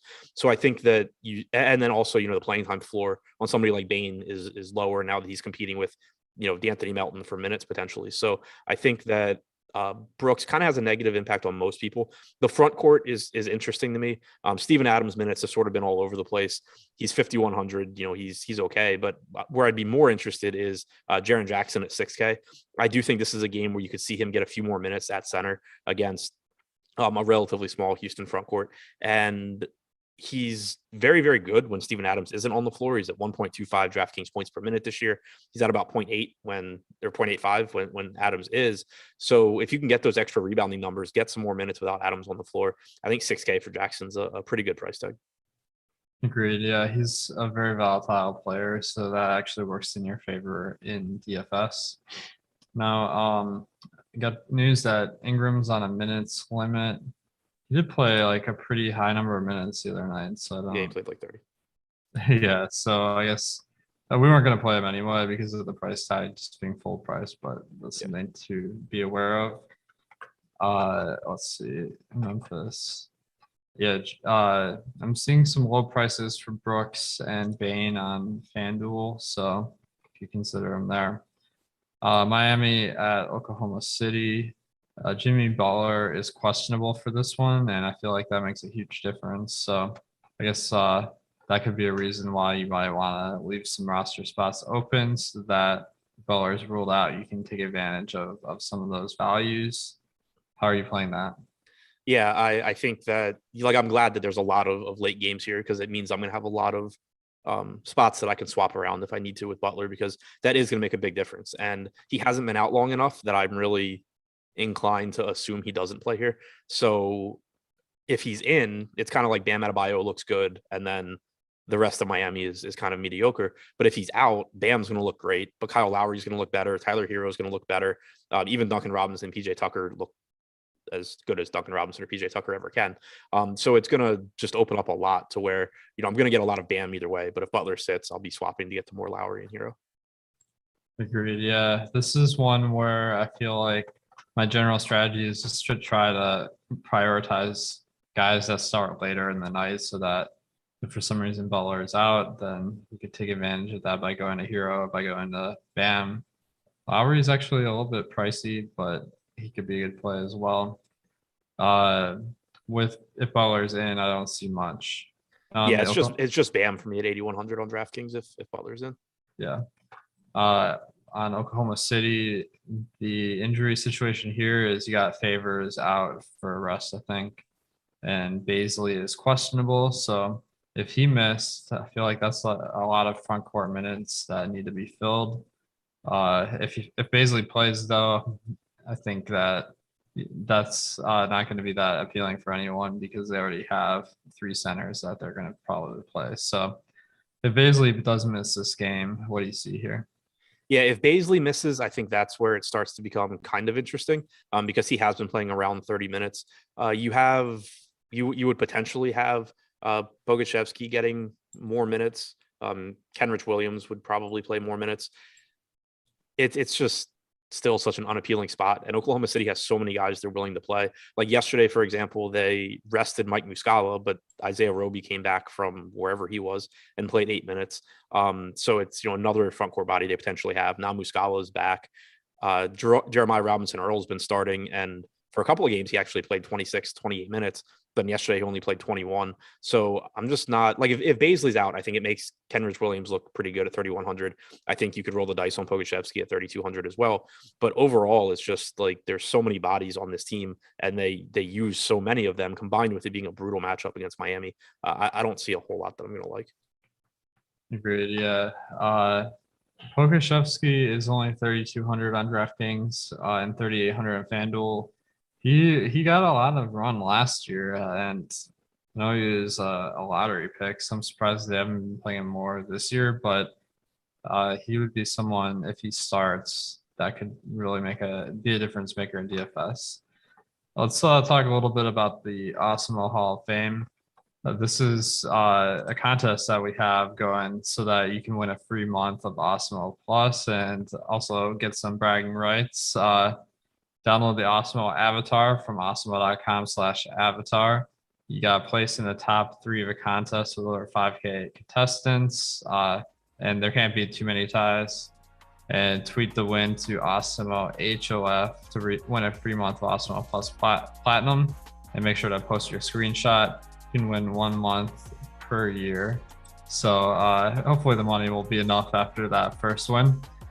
All right, so we got Brad Kaufman. He said, "Thank you guys for all your insight every Sunday." He finished second in NFL for 2,500. Congrats, Brad. Landon said, "I credit all of my DFS success to the guys at Awesemo.com. Thank you for your hard work. Before I started using your advice, I was barely min-cashing." So congrats to Landon, a nice basketball lineup there. He actually tied for 3rd in 2 contests and finished 1st in 1 for 2K. Elijah said, "Clippers starters getting benched took away any shot at first, but we had a nice 3rd place finish night in the Yahoo 150. Thanks, Digital B, Greg, and Awesemo Hall of Fame." This is a Yahoo lineup, so make sure to get on Yahoo so you can take advantage of some of these easy contests. Congrats to Elijah. Brett said, "Not huge money wise, but the tools and info you provide helped me land a top 3. So, I mean, it's all about building up. The mini max isn't really nice because you can mass multi-enter for not too much and build up your bankroll. Looks like Brett had a lot of entries in here, so hope this is just the start of many more wins. So congrats, Brett. Alanson won $400 in the piggy bank shot. So that has a lot of people, from what I understand.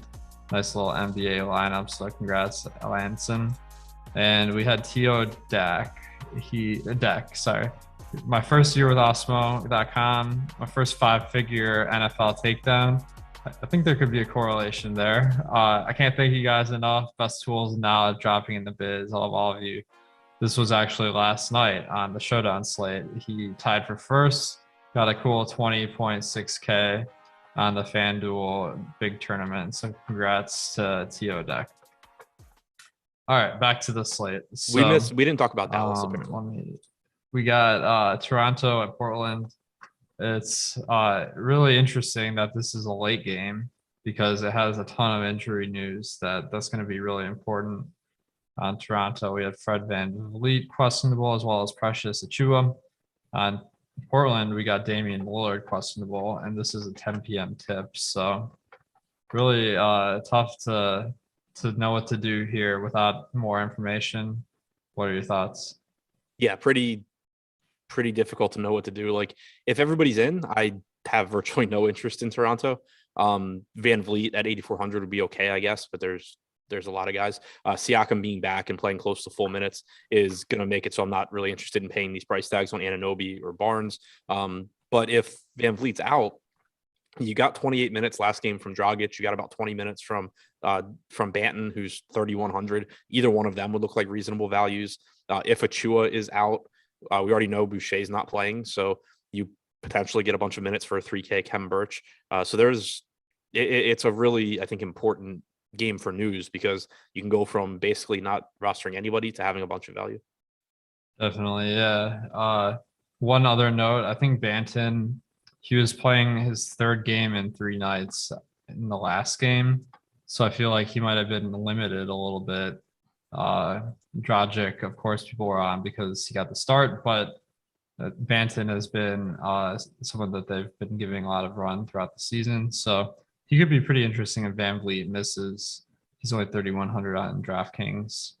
And then I like that Khem Birch idea if Achiuwa is out, that for 3K really could be a difference maker. And I guess is he only center eligible tonight? I'm not quite sure. On DraftKings, yeah. Yeah, so a little bit tougher to have that spot open. Something to think about. If Van Vliet plays, is there anyone you're interested in here? Not really. Van Vliet's, I think, probably the least affected by Siakam coming back since his usage didn't really increase this year with him out anyway. You saw most of that go to Anunoby and to some extent Barnes.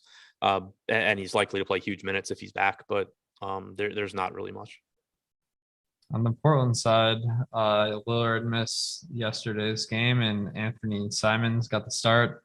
He ended up playing monster minutes and was a guy you needed to win anything last night, probably even cash. So he's only 3,500 on DraftKings again tonight, 4K on FanDuel. So if Lillard misses this game, I think Simons is going to be a huge winning play because, first of all, not many people will be able to swap onto him given that 9 of the 11 games start before this one.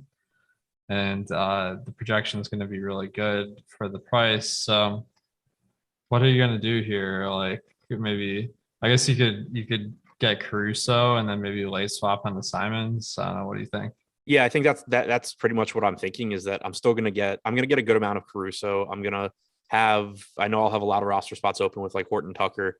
I'm probably just going to have, enough from those 2 guys plus the other, and I'll get to some of the other Chicago guys as well. So I think I'll have enough, or at least I'll have some spots where I can swap the Simons. You could make the argument for, I think, just playing some Simons anyway, because it's not like he's useless. If Lillard's in, he's still going to play 23 or 24 minutes, but there's just so many good plays on this slate. I don't really want to back myself into a corner where I'm heavily relying on Anthony Simons off the bench. Yeah, that would really stink to just have Simons when Lillard starts. So this is a tough one. One thing I've done on Fantasy Cruncher in the past is set a rule to require multiple guys from the late games to be able to have that flexibility. But then you might miss out on some of the early slate guys. So it's always tough. But McCollum looks like he's pretty well priced too, so he'd be a good play if Lillard's out. He's someone that you could consider playing even if Lillard's in. So maybe you just bump his projection a little bit. How are you going to try to get to McCollum a little bit more given the uncertainty? Yeah, but he's one though that like I like him at his salary anyway. Like even if Lillard's in, I think he's fine. And then clearly he's really, really good if he's out. But like you mentioned, swapping Caruso to Simons. I think I'm gonna end up getting to a bunch of like $8,100 Zach LaVine, who plays the same positions as CJ McCollum. So that'll be another pretty easy swap. Nice. So let's go to that game, Chicago at LA. Last night, you saw Alex Caruso get the start, and Javonte Green went back to the bench. Okay, we got the news Kevin Huerter is starting. That's expected. All right. So Caruso, the big question mark here is Kobe White is returning from injury today. He's someone that had started a lot last year. Nerlens Noel ruled out. So that's not huge, but important to know. Okay, so what do you think they're going to do with Kobe White? He was coming off a shoulder injury that sidelined him for a few months, I think. So it's a shoulder, so the conditioning shouldn't be a huge issue. But at the same time, guys rarely go from 0 minutes to like 25 right after a few months absence. So what should we expect here? I'm assuming that they're going to bring White off the bench, and I'm guessing he plays 18, 20 minutes somewhere in there. Because like you were saying, it's just really weird for somebody to come back and play huge minutes right away. So I'm expecting that for now, he's basically a non-factor in terms of rostering him, but also I don't think he's going to have too much of a negative impact on anything with the Bulls because you have so many sort of like random guys getting minutes right now that I would think he takes minutes away from first. Like, for example, Troy Brown played 9 minutes yesterday. That can become Kobe White pretty easily. Javonte Green played 22 minutes. Desanmu's playing 18 to 19 minutes. Like, I would think that White is taking minutes from those guys before he's cutting into any of the pieces that we're talking about for DFS. Agreed. Yeah. It's interesting because I know like Don Samu has been playing really well. So it's hard to see how they make this rotation work unless they just take him out of the rotation. But I think actually now that I'm kind of thinking about it more, I feel like Kobe White being in makes it more likely for Alex Caruso to start almost because that like carves out more minutes for him to play at point guard off the bench. So kind of interesting there. Caruso is really cheap at 4K on DraftKings, 4,400 on FanDuel. I mean, I know he's a fan favorite. How are you feeling about Caruso tonight? I think he looks like a really good value. I'm not expecting him to play 39 minutes like he did last night. I guess the biggest concern I would say is he was getting run with the second unit last night where it was him and DeRozan and then the bench guys. There is a chance that with Kobe White back, he doesn't get those minutes and they just use White as the point guard, like you were saying. So that would be a negative for Caruso since that means like all of his minutes would be alongside LaVine. But still, he's 4K. He's been playing 28 to 30 minutes even before joining the starting lineup. So I think that you would still get, 32 to 34 here most likely. And he's cheap enough where that's plenty. He's a 0.75 to 0.8 fantasy point per minute guy. If I have him and Lillard's ruled out, I'll gladly swap a bunch to Simons. But if Lillard's ruled in, I'm perfectly fine having a lot of Alex Caruso. Yeah, it sounds like a good plan. We did skip over Dallas, so thank you to Tyler and Just 8 for mentioning that. Let's go to Dallas right after Chicago here. LaVine, DeRozan, pretty solid options. One thing that's actually interesting is Chicago's favored in this game versus the Lakers, so the sportsbooks are really buying in on Chicago being a good team, or they just really don't like the Lakers sans LeBron. So which one do you think it is? Probably a little bit of both because the Lakers with LeBron aren't that good either. So taking him out's a little bit of a problem. So one play that stands out here is Tony Bradley at center. He got the start last night and the previous game. He didn't get many minutes in the first game he started, but the Bulls got blown out in that one. Last night you had Alize Johnson get removed from the rotation, and instead I'm not sure exactly. I guess they went really small and had no center basically, unless you consider I guess, Derek Jones or Javonte Green a center, but they're really not. They're like 6'5" and 6'4". So what happened there? Yeah, it looks like the Clippers kind of the same thing that happened against Golden State, but the Clippers closed with Bledsoe, George, Batum, Jackson, and Kennard. So you just didn't have a center on the floor at the end of that game. Golden State, you saw him lose minutes as well, but like you said, Johnson was in the rotation too. So I think like I don't know what they're going to want to do. Like we know Anthony Davis is going to close at center for the Lakers. I don't really know how Chicago feels about like if they want Tony Bradley out there, or are they going to go to Derek Jones Jr.? I don't feel very confident in guessing what they're going to do defensively there, but I do think that you're likely to get, another 23, 24 minutes from Bradley. Okay, yeah. So at 3.5K, that makes him stand out as a good play. What do you think? Yeah, I think he's decent. The only issue is that he's a center, and there's so much like at that position, it's just you're sacrificing such upside for someone that is likely to get you like mid-20s on a good day. So I think he's a good value. I think he's fine. It's just gonna be hard for me to prioritize him given all of the other guys that can play at that position. Desmond and Chess said, Alex, has anyone ever told you look like Caruso? Ironically, both names are Alex. I never get that.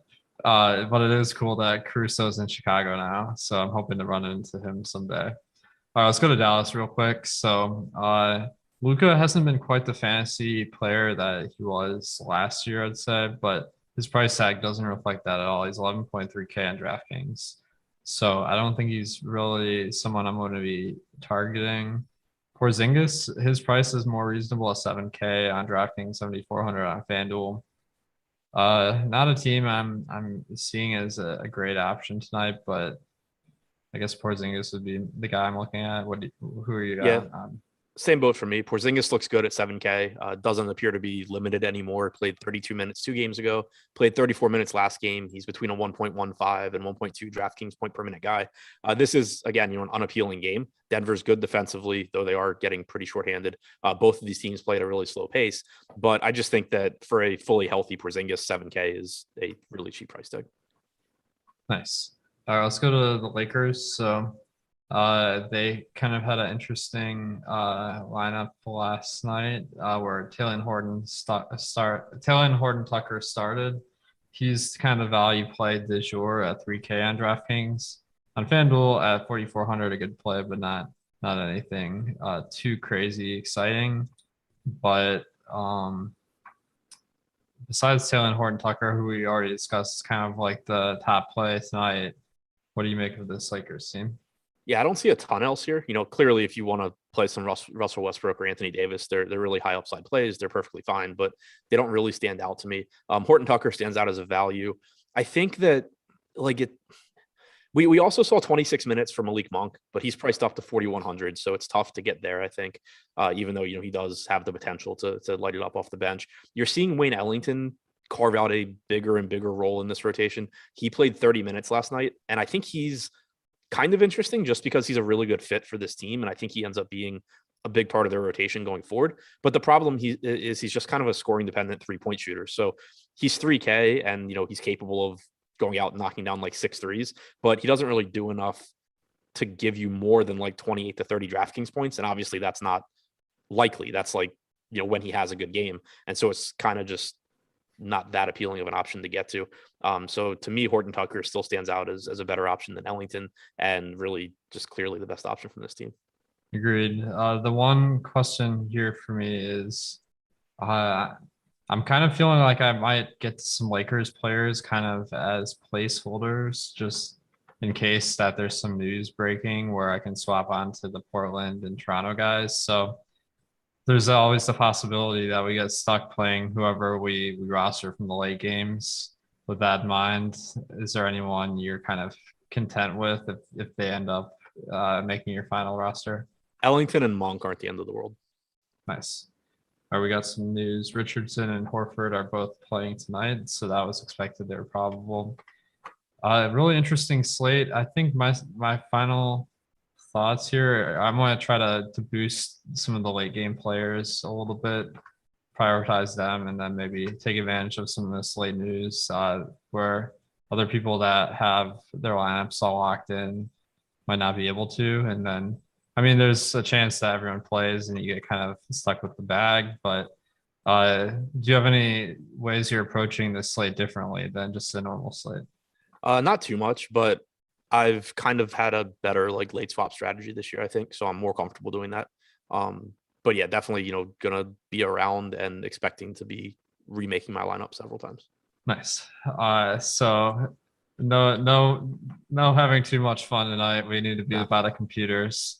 Guys, thanks for tuning in to the show here. We have another hour taking you all the way up to lock. Okay, Jalen Suggs ruled out. Just a quick reaction to that. I really wanted to lose more money on Jalen Suggs. You're probably going to get Gary Harris at 3K sliding into the starting lineup. I don't feel super comfortable with that anyway, because you still have RJ Hampton, you still have Okiki that can pick up minutes.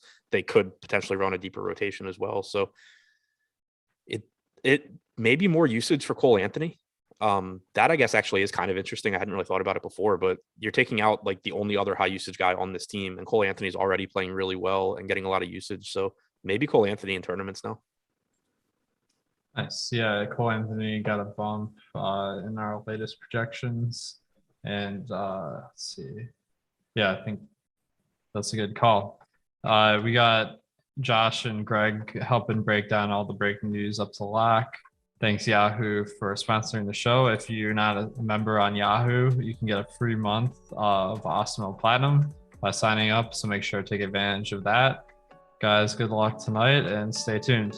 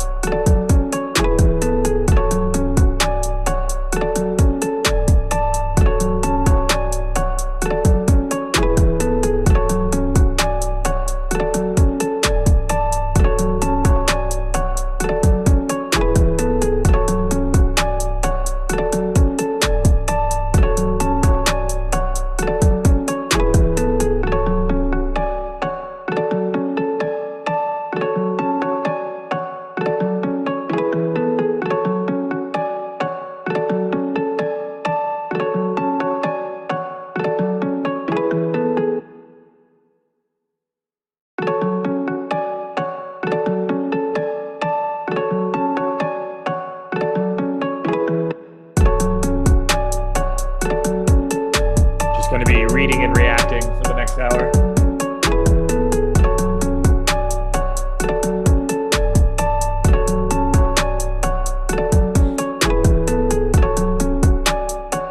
And we are live. Welcome to NBA Live Before Lock. It is Monday, November 15th. I already forgot the date. I'm Josh Engelman. I am joined by Greg Ehrenberg. We are brought to you by Yahoo Sports, and we're going to have a ton to talk about. Jared Allen officially ruled out. I've been treating it like that anyway, so no changes on that one. We just got Gary Harris in for Jalen Suggs, who is out. But before we do anything at all, 342 likes, 2,200 people in here. Let's hit that thumbs up, folks. We need to be over 500 immediately. You guys did the boss man a disservice on this previous one. I understand not wanting to hit the like button because Adam's on. That's just a tough sell. But the boss, you got to hit it. So let's make up for it now. We'll give Alex credit for it later on. Greg, how you doing, man? I'm good. I know you just came back from vacation, and of course, as is tradition, you and I, we only do shows together once a week, but without fail, news comes up in between the transition of the Deeper Dive to Live Before Lock. So Jalen Suggs is out, and that was not news I was expecting whatsoever, and now we have to deal with it. It's not that I wasn't expecting it. I didn't really care about it. Like, it wasn't the priority news. It's not the Jimmy Butler, the Fred VanVleet, the Dame Lillard. I think there's some sort of trickle-down effect. We know now that Gary Harris is starting in place of Jalen Suggs. As I look at it, I think Cole Anthony looks a bit better. Looks like he's got a bit of a usage bump with Suggs off the floor. Not surprised by that at all. I mean, Suggs had the second highest usage rate on the team. After that, RJ Hampton, 3,200 as a pay down on DraftKings. I don't really think it's going to change all that much on FanDuel. I think the impact is bigger on DraftKings here.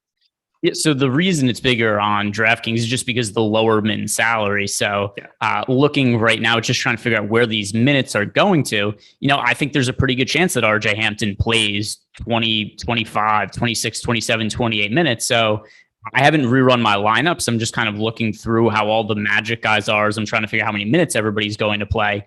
And it looks like guys like Gary Harris, RJ Hampton now become viable plays on DK, and they're kind of irrelevant for FanDuel. Yep, I think we're on the same page. I'm going to rerun everything, but I wasn't really getting to Suggs anyway. I'll be able to use what I had previously to get a bit of a bump onto someone like Cole Anthony, but we have plenty of time to run our new crunch, so I don't mind doing it. But I don't think the impact is massive. Other than I really do think Cole Anthony gets a pretty significant bump. So I have him. Let me get back to that sheet because I don't really know where I had him previously. But I think he's going to jump to the, relatively high boom type. So he's now my 7th ranked guy in boom percentage. He's climbing pretty heavy. Yeah, I was getting to him a little bit before, and now he's a fairly high priority play. We'll see where the ownership ultimately ends up lying when we get the ownership update. I'm curious to see where the field ends up on RJ Hampton, because I'm getting a sense that whenever we run this, I'm actually going to get to quite a bit of RJ Hampton, because I put him down for 26 minutes, and at his price point, I think that's going to make him pretty appealing. I gave him 24. I don't know how much I'm going to get there. And obviously I'm talking from a FanDuel perspective, so it's going to be significantly different. I already had 10% Cole Anthony. We had him projected for 5% ownership. I'm going to get more, I'll be able to get more depending on what his ownership does. I don't know what I will actually end up with, but he certainly looks like a better play than he did 15 minutes ago. Just got a super chat. Covington or Nas Little on FanDuel? Probably neither. There's so much value. Well, also keep in mind, Nas Little. He said it was who were the two players again? Covington and Little. Okay, so Little yesterday had a pretty big game, but there's a couple of factors there that maybe are getting overlooked here. Number one, Damian Lillard was out yesterday. He's currently listed as questionable to play. Will Damian Lillard end up sitting out today? Potentially, but it's something we don't know for sure at this point in time what his status is.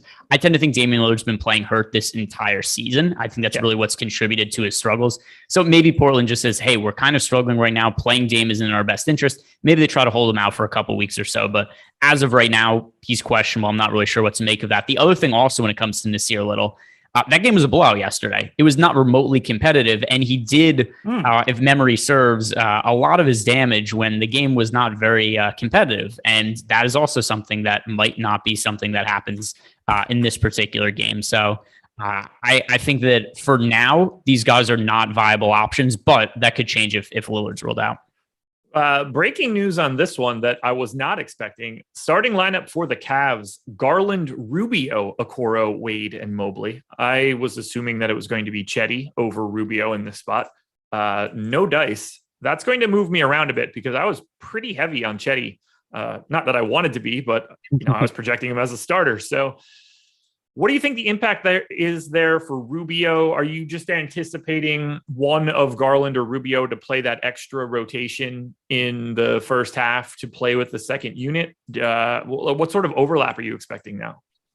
Yeah, I think Rubio's played really well this year, and I've not rushed him a ton in DFS lately, but it's not because I don't think Rubio's good. It's just he's been coming off the bench. I don't think his minute ceiling has been super high, and he's been popular. So I've tended to be underweight to the field on him in the last few games, which ultimately ended up being pretty neutral. The last 3 games, 36, 29, and 35 fantasy points didn't really hurt me, didn't really kill me not being heavy on Rubio. But now him at 6,000 starting, no Colin Sexton, no Jared Allen. I think we could see Rubio play a pretty significant amount of minutes. I still do like Chetty as a value play, but like you, I'm going to like him quite a bit less now because I think there's less of a minute ceiling for Chetty now. Yeah, I've got him down to 26 because I don't really know what happens with the Chetty or Okoro. I think either one of those guys can potentially close in this spot. And it sort of depends on what's going on in the game. Ultimately, I don't think that I'm going to be getting too much of either one of those guys. I might as well just ask you the question now since we're on it. Are you going to get to Dean Wade? Dean Wade. More news. We're getting ripped here. What is going on? Chris Duarte out. Okay, so we'll have to talk about that in a second. To answer your Dean Wade question, yes, but there's a lot of value on the slate that he's a low priority. But he's going to be somebody that I assume I'll get to like 10% or so. Okay, let's hash through this Chris Duarte news. He's missing his first time this season. We saw LeVert miss 2 games after coming back and playing 5 straight. He did come back and then play 25 minutes again on Saturday. I don't know how many minutes LeVert's going to play. This sort of just strikes me as a spot where Jeremy Lamb and Keelan Martin are going to soak up quite a bit of whatever was coming out of Duarte in the first place. Do you have any alternative takes, or do you see anything that you think will be a little bit different here? I don't think the DFS impact is going to be massive. And if it is, it's probably on DraftKings over FanDuel. Let's see. Let me check out some of the prices for the guys on DK, so we're taking Duarte out. Justin Holiday's 3,900. Keelan Martin has seen an uptick in minutes over the last few games. Not that he's been playing massive minutes, but there's a little bit of a trend here where it seems the Pacers are making a little bit of a priority to get him on the court. So last 3 games, Keelan Martin, 19 minutes, 20 minutes, and 25 minutes. Kind of based on that, I think he looks like the next guy up they want to give more of an opportunity to. He's only 3,400 on DK, so once again, we have a lot of value plays now. So ultimately, where do I come in with Keelan Martin? I'll have to see when I update everything. But I think, once again, he's probably somebody to get to like 10%, not a priority play. If you're playing one lineup, I don't know that I'd be going to Keelan Martin there unless we find out that he's starting. I'm not going to assume that he's starting right now. I think they're probably going to end up starting Brogdon, Sabonis, Turner, LeVert, and Justin Holiday. But I'll feel differently if Martin's starting. Yeah, I mean, I think it all just comes down to how much can they expect to be have Caris LeVert out on the court. I think it's possible we see LeVert if LeVert can't go like 32 plus. I think LeVert comes off the bench and then has the ability to close. And if LeVert can play more minutes, then he's probably just going to be in the starting lineup. One more thing on Sabonis. I'm gonna one more thing on the Pacers. I kind of tipped my hand there. What I want to talk about. Is there any chance Sabonis gets a couple extra minutes, because he has not really been in favor of Rick Carlisle this year? I mean, no. Like, could he play 38 today? Yeah, probably. I don't think it's going to soar too much higher than that. But he's not playing anywhere near. I have him in for 36. Okay, so I had him for less his minutes the last 4 games. So I had him for a lot less minutes than you then. Last 4 games, he's played 29, 33, 31, and 30 minutes. Last game was really competitive. He barely played in the fourth quarter. And I've been a little concerned about Domantas Sabonis' minutes. So we had him projected differently before this. But I think I'm going to give him a couple extra minutes that I was not giving him before. I was starting to get a little concerned about his playing time. So Tony East just put out a tweet. Tony East is Pacers beat writer. Jeremy Lamb was a healthy scratch on Saturday, but could be in line with 4 minutes with Duarte out. As for the 5th starter, I'd guess it's Justin Holiday, but perhaps Carlisle has other ideas. It's a decent perhaps. I think it's Justin Holiday as well. Same. He's just an easy guy to fit in there. Doesn't need the ball. They've got plenty of guys that want to shoot. Just seems natural. Doesn't make me all that interested in him. Don't know his price off the top of my head on DraftKings. Do you see Justin Holiday as viable? He's 3,900. I'd rather roster Keelan Martin. I still have them projected fairly similarly. Considering that Keelan Martin is 3,400 and Justin Holiday's 3,900, it looks like Keelan Martin's going to be a little bit higher of a priority for me. But once again, neither of them actually priorities. Yep, we're on the same page there. So I guess we've got like a mild pause in the action for what I hope is the next couple minutes. So let's just try to hit on some guards. We'll start with just chalk. How are you managing some of the more chalky plays? I guess we'll talk whether it's DK or FanDuel, whatever direction you want to go. But at least on the guard line, we know where the chalk is going to be. Talen Horton-Tucker, Cade Cunningham, Alex Caruso, Kevin Huerter, Aaron Holiday. We don't have a shortage of pay down guards today. No, and I'm also rerunning my DraftKings lineups now just to kind of see where everything lies. I'm still overweight to Talen Horton-Tucker. This is just an egregious misprice on DK. He's too cheap on FanDuel also, but it's a different consideration. 4,400 versus the flat min of 3,000. I have no clue how Talen Horton-Tucker is currently $3,000 on DraftKings. He's a must play in cash games for tournaments. He's still.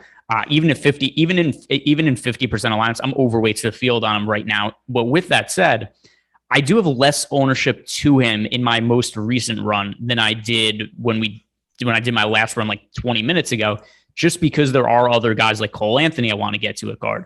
RJ Hampton, who is not somebody I was considering before. So that's brought down my Talen Horton-Tucker exposure from like 80% to 70. Okay. Yeah. I mean, I don't even know why he was ever 3K. Like it was wrong for what he was ever going to be for this team. Doesn't make a ton of sense, but what do I know? Okay. This is fine. I could start running my crunch again. Nothing to worry about there. Wait, what is going on here? Oh, that's Jeremy Lamb. I was like, I could have swore I saw Anthony Edwards' name with a player or with an exposure cap of 4% next to it. And I was like, that's not going to serve me well. So let's go ahead and keep running that crunch. Do you see any of those pay down options today as problematic? Talen Horton-Tucker, no. Do we have RJ Hampton 14.9%? I'm overweight to that number. Other cheap guards, Kevin Huerter picking up a bunch of ownership. I'm a decent amount lighter on Kevin Huerter now than the field is. There's just so many options to go. I get 3,800 is a really favorable price point, and he's a good points per dollar play. But I mean, I'd rather roster Talen Horton-Tucker. I have RJ Hampton in the mix, like I just said before. So I'm ultimately underweight to the field on Huerter, not because I think he's a bad points per dollar play. I just think there's a lot of guys that are similar. I don't think that that's crazy. I'm feeling good about this slate right now, which means we are due for just an absolute bomb of news. I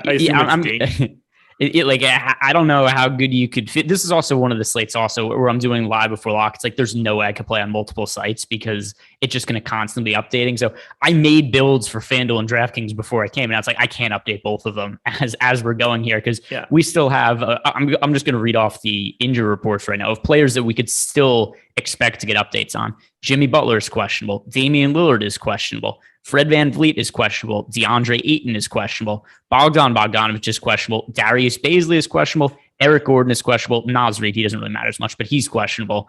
The point is there's a lot of moving parts here, and there's a good chance that the entire next 43 minutes, Josh and I are here, we're just reacting to whatever tweets come across our plate. That is fully what I'm expecting right now. I do want to hit on the two super chats we just got. Who is John Galt? Hit us with the super chat and just said, appreciate the Awesemo team. We appreciate you. So thank you very much for that super chat. We also got another one from Avi that's, I got a third one then. Any chance of Smart over Schrader? Any chance of Smart over Schroeder with Rubio starting? I don't think that matters at all to the Boston Celtics. Maybe foul trouble or something. I feel like Smart will have open threes today. Nothing changed for me at all for the Boston Celtics when Ricky Rubio was ruled in. No. There was nothing I looked at from. So there's specific instances where, like, if Joel Embiid is out for the Philadelphia 76ers and Andre Drummond is starting his place, that is a massive change in defensive output expected for the 76ers.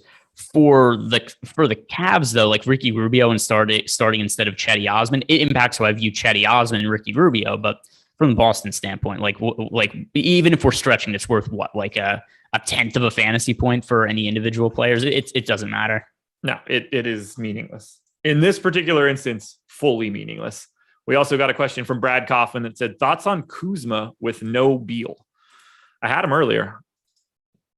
I'm not really getting to him. I wasn't even the other day where he was really chalky. I had him projected fairly well, but still kind of found it difficult to get to him because I just thought there were so many guys that were good plays on the slate. And did he say whether this is DK or FanDuel related or just Kuzma in general? Just the question in general. I'm 2x the field on Kuzma on FanDuel. He was around 10. I got about 19. So. And I'm okay with that. With no Beal in there, I think that there is at least a mild ceiling. I don't mind. He's the type of guy that I'm happy to be over on if he's going to be 10% today. Yeah, he is 68 on FanDuel, 67 on DK. Once again, there's a lot of value on this slate now. And this is also something that's going to be a little bit different, FanDuel versus DK. It's going to be really easy to make stars and scrubs lineups on DraftKings today. And that kind of ends up taking away some of those guys who, hey, this guy's 66, 6,700. I'm projected for 35 fantasy points. They ultimately just don't end up making it into my lineups very often on these kind of slates. Oh, we just got a couple tweets. Celtics lineup: Schroeder, Smart, Tatum, Horford, Robert Williams. Pelicans will start Graham, Nickeil Alexander-Walker, Hart, Ingram, Valanciunas. I don't see anything there that I need to make any changes for. Thank God. Nope, that is all status quo. And one thing that's also nice about the Pelicans is we're just kind of looking for teams we don't have as much interest in. Brandon Ingram being back, but still having some sort of a minutes restriction kind of takes him out of play and also eliminates most of the other Pelicans. So team that just not very good for DFS tonight. No, I only have a very small amount of Josh Hart and 4 lineups of Brandon Ingram. Otherwise, I don't have the New Orleans Pelicans today. They aren't my lowest team. That would be the Indiana Pacers. We'll see if that changes at all after this news, but that's how it was before this. Yeah, that's the Pacers are definitely not. I don't even know who my lowest team is. It's definitely not the Pacers though. It was Pacers, Heat, and Pelicans for me. We'll see where we actually end up. Hit me with a couple of the guys that are maybe some more flyers for you. Some GPP plays that you're looking at. Who's low owned that Greg is over the field on? All right. So where is so I also have to sort through the most recent ownership run that we did to make sure that I'm not pointing out somebody who is popular or not. Okay. So Malcolm Brogdon sub 10% at 8,200. Chris Duarte off the court. I think that when you're just trying to look at the minutes and the usage where it's going to go, and there isn't that much data we have on Chris Duarte, especially this time of year. I do try to look at last year's stats to try to figure out what we could expect from guys on off. Like for instance, yesterday when I was trying to figure out what to do with Portland without Damian Lillard, Norman Powell played 22 minutes this year with Dame off the court, and there just wasn't that much telling. We don't have the benefit of that for the Indiana Pacers because Duarte is a rookie. But I think it stands to reason that the ball could be in Malcolm Brogdon's hands more. He's also been playing really well recently. And another thing that's kind of benefited him, just before when I was talking about some of the concerns I have for Sabonis's minutes, he's not been on the court in the fourth quarter of a lot of these recent games. And that's meant that Brogdon's had the ball in his hands a ton in the fourth quarter. So Malcolm Brogdon to me is somebody who I think is getting a little bit overlooked with Duarte out. I don't mind that shout at all. They scare me. Like Indiana, I just feel like I'm throwing a dart at one of their good guys because, clearly, no problem getting to Brogdon. Sabonis minutes be damned. No problem getting to Sabonis. No problems getting to Miles Turner. I just never feel like I'm ever going to get the right guy, and they just never have a situation where none of these guys ever end up a couple $100 underpriced, and that's usually the biggest issue for me. Guy that I'm getting to right now and I don't know why it's happening. I'm getting to Monty Morris today, but nothing in my data tells me that I should be getting to Monty Morris other than the fact that his exposure keeps going up. It's probably going to be one I manually adjust, which I will then go back to hate myself for, which has happened before. But he's a flyer guard that I'm getting that I didn't expect, and I don't know why it's happening. No, let's see. Am I getting to any of Monty Morris? Monty Morris, 4,400. No, I think I might have in my previous build. But once again, we've just had all this value open up on DraftKings with all these guys that are out that There are guys I have projected fairly similarly to Monty Morris who are cheaper than 4,400. So that kind of pinches him. Actually, one of the guys I'm kind of surprised by, Gary Harris is projected for 0.6% ownership on DraftKings. He's starting. He's min price. He was a good player in the past. He was not somebody who I was looking at as a terrific value play, but at 0.6% ownership, that's somebody who I think is a good flyer. It's annoying and ridiculous that he doesn't have more than shooting guard eligibility, but I don't think it's too crazy. I don't think he's all that far behind RJ Hampton, and I'm projecting RJ Hampton pretty well. And it's not like I'm projecting Gary Harris like he's some superstar. 0.66 FanDuel points per minute across 30 minutes. I mean, he's terrible from a fantasy perspective, but if he's going to start and play 30 minutes, I don't mind that pay down option. There's a ton of value on DraftKings today, and there's not that kind of corresponding value on FanDuel. Like, I don't need Gary Harris for 3,600. I need him to really knock it out of the park at that point. At 3K, it's a different story. Yeah, and then also it's the total difference in just the overall salaries. Like you said, the only shooting guard eligibility is a little bit annoying. But that's also why when we got that question about Kyle Kuzma before, like, what's the opportunity cost of playing Kyle Kuzma? It means that I can't pay down for some of these really cheap guys that I project for 20 to 25 fantasy points that are enabling me to spend up for some of the really good players. Soul Dope with the super chat. FanDuel question. Lillard and Caruso versus Rubio and Kevin Porter. Wait, hold on. Rubio. So here I could translate Soul Dope. He's left us a lot of super chats. I know I got the translator here. Thank you. So because I don't have it. I need Google. Okay, so he has he has two lineup combinations here: Lillard and Caruso. Another one is Rubio Porter. So he's asking us which 2v2 is better, then who we prefer between Caruso and THT. Okay, well, that seems reasonable. I mean, I greatly prefer Lillard and Caruso on FanDuel. I don't even think it's particularly close. Obviously, that assumes that Damian Lillard is playing today. So take that into account. But I 100% want Lillard and Caruso over Rubio and Porter. And then Caruso versus THT. I mean, Taylor Horton Tucker's 4,400 on FanDuel. I have less than the field of him currently.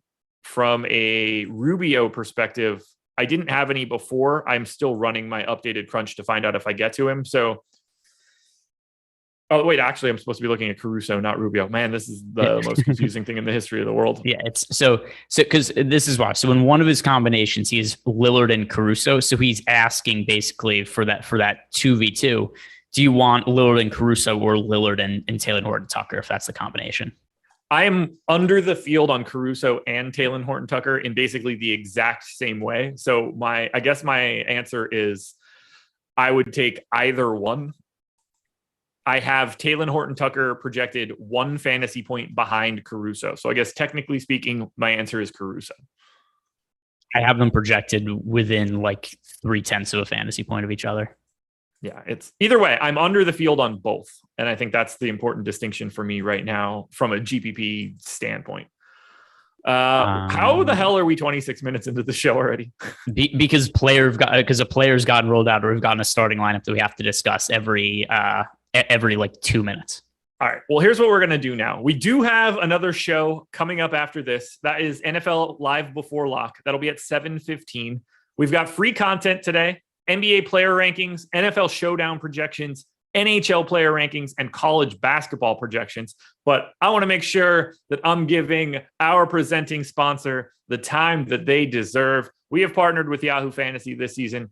And if you're interested in getting a 1 month free of Awesemo Plus Platinum, you're in luck. Click the link in the description of this video or potentially in Nightbot if someone drops that link in there as well. All you have to do is be new to Yahoo.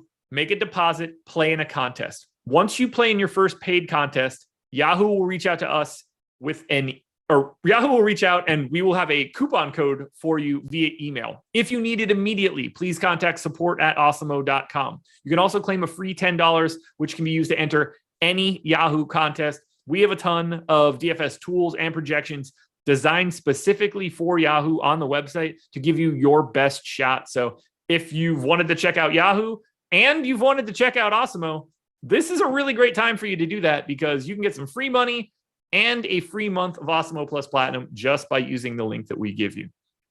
All right. Knocked a lot out there. Naz Reid still questionable. Maxi Kleber still without a timetable to return. Let's transition over to the forwards now.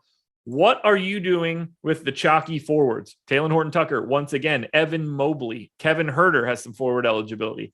After that, we start to tumble a little bit, and there's not a lot of chalk to be found. It's really Talen Horton-Tucker at that flat minimum, and then it gets a little dicey. What do you like at the top from the chalk?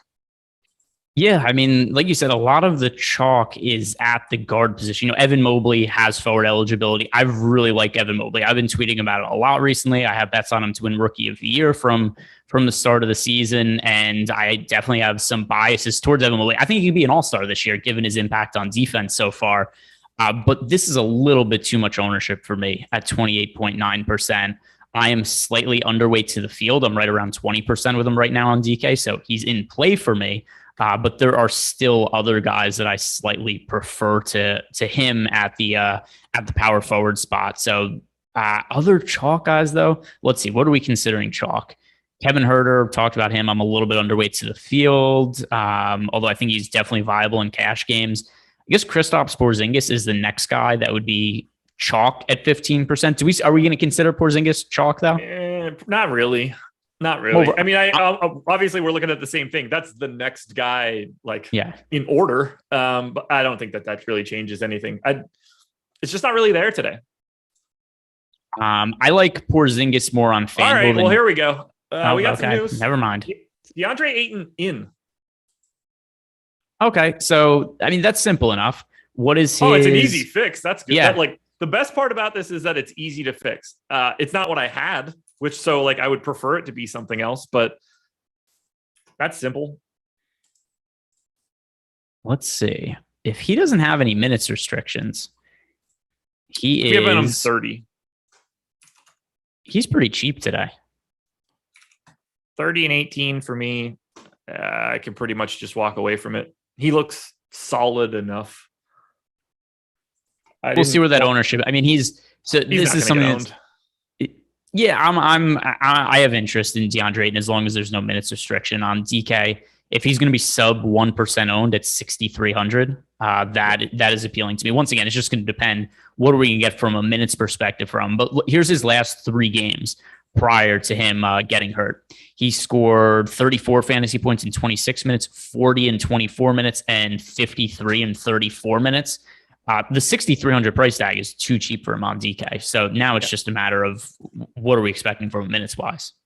Yeah, I gave him the 30 minutes at 6,300. He's very clearly the best play that you're going to get to from Phoenix on DraftKings. Jimmy Butler out. Yep, Jimmy Butler out.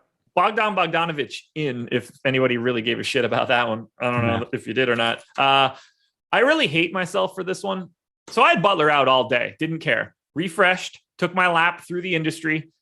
Everybody had him in. And I was like, all right, everybody. Okay, I'll put him in. Didn't have to even jump through this hoop right now. And now we do. Bam Adebayo now listed as questionable. He was probable before. I want to confirm that with my own 2 eyes.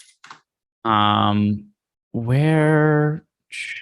Because we should have the 6:30 injury report now. I'm not seeing Bam Adebayo listed as questionable right now, unless I'm missing something. Are you looking at the new one or the 5 o'clock one? You gotta make sure you change that PDF name. Let's see. Miami, Bam Adebayo questionable. Okay, so he is officially listed as questionable. He's been listed as questionable a bunch lately. He's ended up playing. Not that we could. This one's different though, right? Is it different? Okay, Porter Jr., Green, Tate, Wood, and Tice for the Rockets. I mean, being probable and now being questionable at the 6:30 injury report, I think, is a real problem. But it's the same. It's the same knee injury that he's been listed as questionable for every single one of these games. That same knee bruise. You got to be mildly concerned, no? No, because they've also listed him as probable and downgraded him to questionable all the other times. Also, Chimesi Metu starting again. Eric Gordon ruled out. Thank God I already did that one. I don't think it's a giant impact for Houston in that spot. They've got David Nwaba can just soak up most of that and still be irrelevant. So I'm in the process of updating Miami. And I think from a Miami perspective, what do you want to do with the Heat now with no Jimmy Butler? All right. So here's where we have I'm going to assume that Bam Adebayo is playing right now. I know your stance on these is usually when a guy gets downgraded to questionable when they were probable before they weren't on the injury report, it's problematic. I don't remember exactly, so I'm just going off the top of my head. I believe that Bam Adebayo in all these recent games was listed as probable, and they downgraded him to questionable before ruling him in. So I'm not going to be too concerned about it. If he's out, so be it. I'm going to have to make late swaps. Now, Jimmy Butler off the court this year, Bam Adebayo is destroyed. He has a 26.4% usage rate. He scores 1.39 DraftKings points per minute, 1.4 FanDuel points per minute. He has been an absolute monster for Jimmy Butler off the court this year. So to me, I absolutely want to get to Bam Adebayo now. And I'm hopeful that the questionable tag is going to suppress his ownership a little bit. Bam Adebayo out. Okay, there we go. Well, screw me, huh? Ira Winderman says Jimmy Butler. Ira Winderman says Spoelstra says Jimmy Butler and Bam Adebayo are out tonight. Which, by the way, if you're going to sit people, holy shit, do that against Miami. Dwayne Dedman season, baby. Yeah, well, there we go. So everything I just said about Bam Adebayo, throw it in the garbage. Doesn't matter.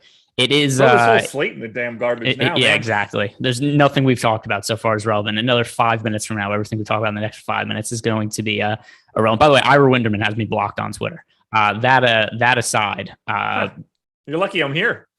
Dwayne, I would have found out from News God posting in Discord as well, but. Truth. One start this year for Dwayne Dedman, and he got in foul trouble, only played 17 minutes, still scored 23 fantasy points in those 17 minutes for the season. He's averaging right around a fantasy point per minute, basically where we've seen him for, a lot of his recent career. Even in his older age where he's kind of washed at this point, he still is able to produce about a fantasy point per minute. So another pretty no-brainer play here. 26. Not having Markieff Morris, I think, matters for this particular spot. By the way, guys, hit that like button. 2,900 people in here, 500 plus likes. And Greg and I are doing the damn thing today. I'm going 26 on Dedman. Well, maybe I'm not, because now that I see what happens if I do that, I have them everywhere. 24. So here's the issue though, is in terms of like you just said, with getting him minutes. I think he does play a significant amount of minutes as long as he avoids foul trouble. That was the only thing that killed him his last game. I think he picked up 2,000 a minute in that first start. And who's getting him in foul trouble on OKC? Well, that might be the thing. Do they even give it? Like, do they care to play Dwayne Dedman? Marcus Garrett is also out. I don't know if that matters at all. Mm-hmm. They might isn't this a game where you give somebody else minutes because it's Oklahoma City? No, they don't have other big men on this roster. What are they going to do? The key thing here is he's 3,700 on FanDuel and 3,200 on DraftKings. At 24 minutes, he's a fantastic, the best play on the slate, Taylor Horton Tucker type. Anyway, so but I just wanted to bring up the reason that it still is going to be Dedman, in my opinion. And once again, I've already swung and missed horribly while predicting the Miami Heat 3 minutes ago, saying that I thought Bam Adebayo was going to play. But the reason I think it's going to be Dedman, if the idea is, hey, let's give somebody else some minutes. Here are the other big men that are on this roster right now. Yurtseven's getting 12 minutes today. Yeah, baby. It's like, what are they? They're giving Udonis Haslem the minutes. They're giving PJ Tucker all the center minutes. It's not like they have some young guy to give experience to. Like you said, sure they have Yurtseven at the end of the bench, but beyond that, the other guy on the end of the bench is Udonis Haslem. I gave Yurtseven 12 minutes right now. I gave Dedman 24. That will probably not matter in the slightest for what I'm doing today. Gabe Vincent probably plays 18 minutes or something. Totally irrelevant on today's slate. Does Duncan Robinson see some more time? Probably, right? Yeah. So Duncan Robinson, that was also an overtime game against the Lakers, but so the game against the Lakers, overtime game. So the minutes are boosted, but there's no Jimmy Butler in that game. He played 45 minutes. So and now we're also saying Bam Adebayo's out of the picture. I think Duncan Robinson could play a massive amount of minutes in this spot. And Tyler Hero, by the way, going to shoot 600 times. And I don't think it's crazy if Kyle Lowry also does the same thing. 6:37. We have 23 minutes to go until lock, and all hell is completely breaking loose. We're up to 619 likes. That's not bad. I mean, it feels like 1,000 should be in play, but I don't even know if we're going to have time to ask for them. at that Oh point. no, there's no time, because every time we start to a player gets ruled out, we start talking about another player gets ruled out, and it's a never ending cycle. By the way, usage rate for Tyler Hero this year when Bam Adebayo and Jimmy Butler are off the court, 29.9%. What's Lowry's? 19.6. Okay. I don't believe that to be true, but It's only 70 minutes. I believe what you just told me is Oh. true. I don't believe Yeah. that is true moving forward. Yeah, no, I understand where you're coming from there. Kyle Lowry's also been fairly low usage for the Miami Heat so far this year, but Yeah. Kyle Lowry's also somebody who, and this is hard to prove with data. I think it's going to be very narrative based, but he's somebody who I think is only going to shoot unless he really has to, or if he's playing extremely well. I think he's really good at getting other guys on the team touches and kind of doing what it takes to win games. And, you know, that one game we saw against was it the game against the Lakers where Kyle Lowry actually shot a lot? Yeah, so actually the last 3 games we've seen an uptick in usage from Kyle Lowry. The last 2 games in particular, 23.6%, 24.7%. So right there, a lot of those numbers with Jimmy Butler off the court this year, there weren't necessarily games where Jimmy Butler was not playing. In the games where Jimmy Butler actually has not played, Kyle Lowry's usage has been higher. And I think that the reason we could point to that is Kyle Lowry saying like, okay, I have to be more of a shot creator for the Heat, because of his last 2 games, those are 2 of his 3 highest usage games of the entire season. So long story short, I agree with you. Kyle Lowry, I'd feel more to think that he's like a 24% usage guy today. So Hero looks great, both sites. I think Kyle Lowry looks pretty good on both sides. Nothing too crazy, but like he's obviously a better player than he was 20 minutes ago. Dwayne Dedmon is now one of the best value plays on the slate. Are we missing anything for Miami? You didn't say Duncan Robinson there, did you? I like Duncan Robinson. I think he's a lot better on DraftKings at 4,700 than he is on FanDuel at 55. That much I can tell you. Just the fact that he played 45 minutes the last game that Jimmy Butler was out, I'm not going to give him the 40 minutes that he played in regulation that game, but the minute ceiling for Duncan Robinson is absurdly high. So I think it really makes sense to try to get him into lineups, particularly on DK. These other guys are like, I don't want to roster really Max Strus or PJ Tucker, Caleb Martin, Gabe Vincent. If this was a small slate and we were trying to look for flyers on guys that were low owned, they would make sense. But I mean, these are all guys that I have like 17, 16 fantasy points for, and that's just not appealing on this slate. I can't believe we're going to be running up against it today. It's fun, man. I've been gone for 5 straight slates. Like this is, first of all, not the way that I want to get thrown back into the deep end, but I enjoy some of this stuff. When the wheels totally come off, it becomes a real good time. So we don't know the status on Van Vliet yet.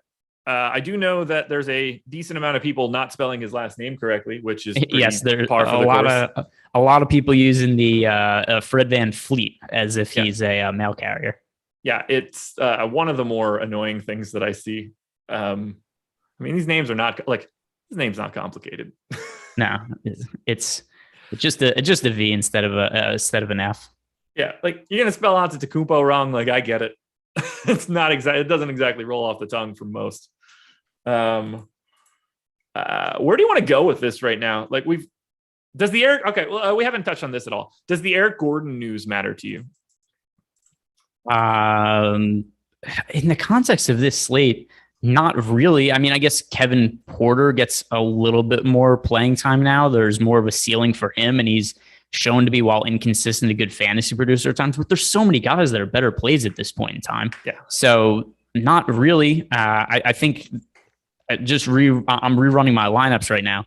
I think Dwayne Dedmon is going to be my highest owned player. I don't think that that's too crazy. Him or Horton Tucker are pretty clearly the 2 best options on the slate at this point. I'd be shocked if Dedmon isn't starting, and that just makes this decision so much easier. He should smash up OKC if and when that actually happens. It's different for me on FanDuel than it is elsewhere, just because of one center, the fact that we've got Jokic and AD and Towns and 900 other guys that are like really good. But Dedmon clearly going to be a pay down option that I'm getting to pretty aggressively. Yeah, so for sure. Actually, all right. So my most rostered players now that I've just rerun my lines. Dedmon 1, Taylor Norton Tucker and Tyler Hero are really close behind him though. Okay. Tyler Hero 6,600 on DK. He's going to take all the shots in the world, and he also might play almost the entire game. Yeah, I'm going to get a decent chunk of Tyler Hero, or at least I'm expecting to.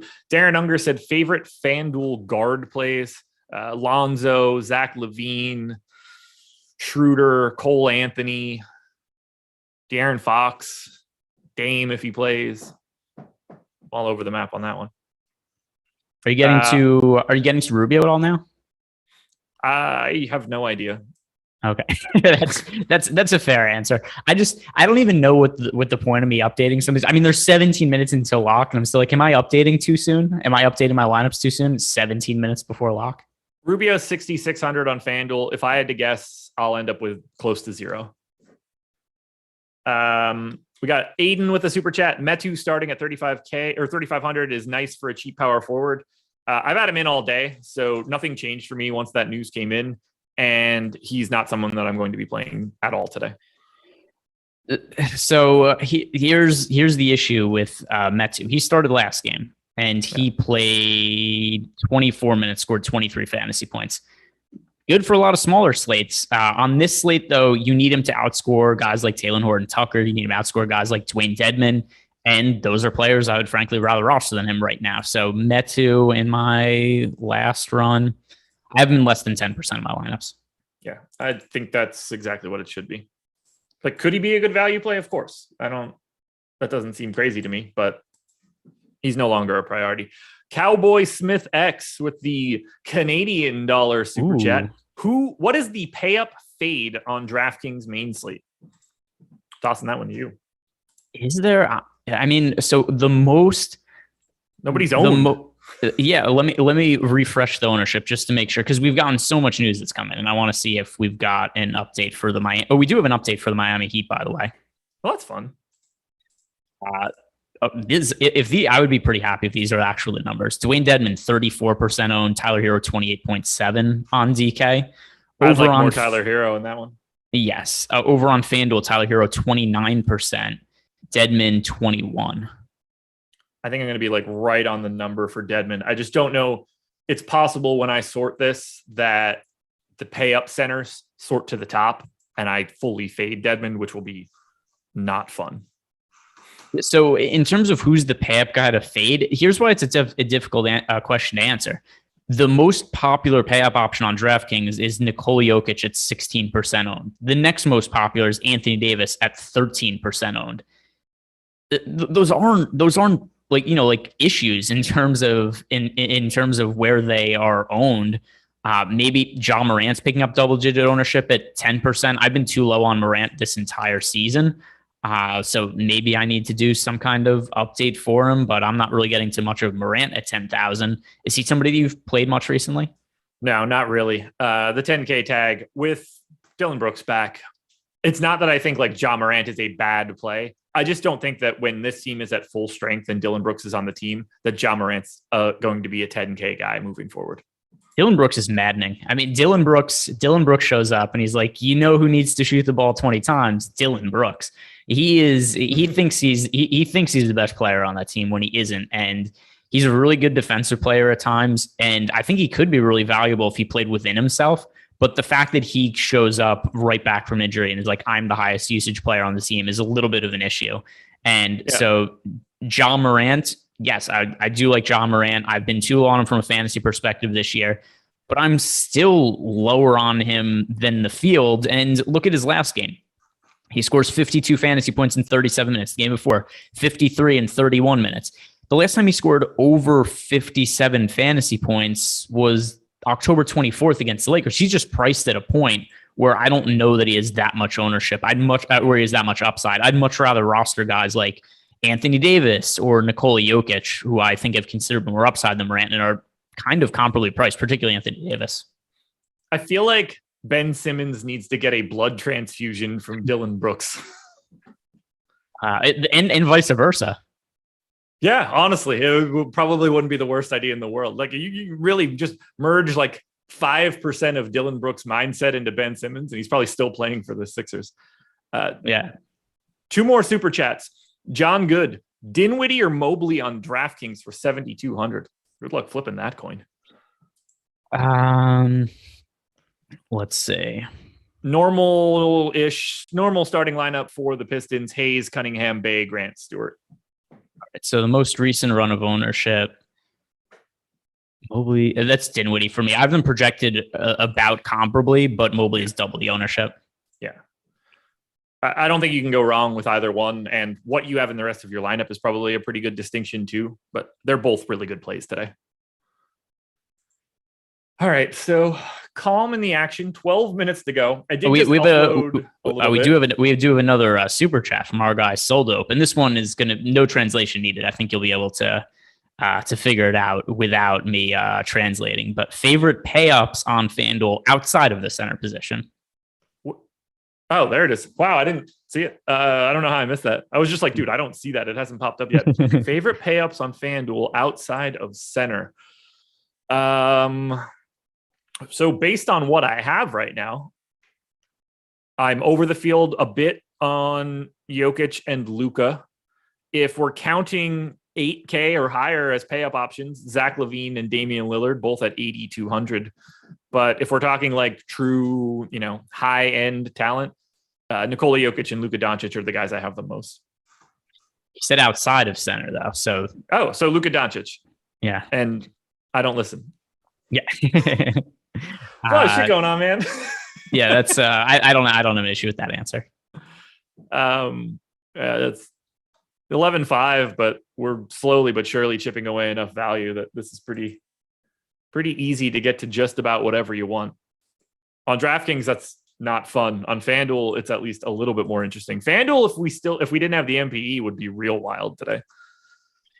I don't even know how it was viable to play. So I like the drop lowest score format. I don't even know how.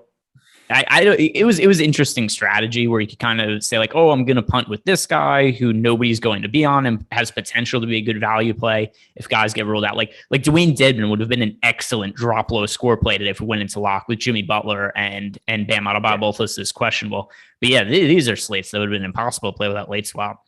Absolutely.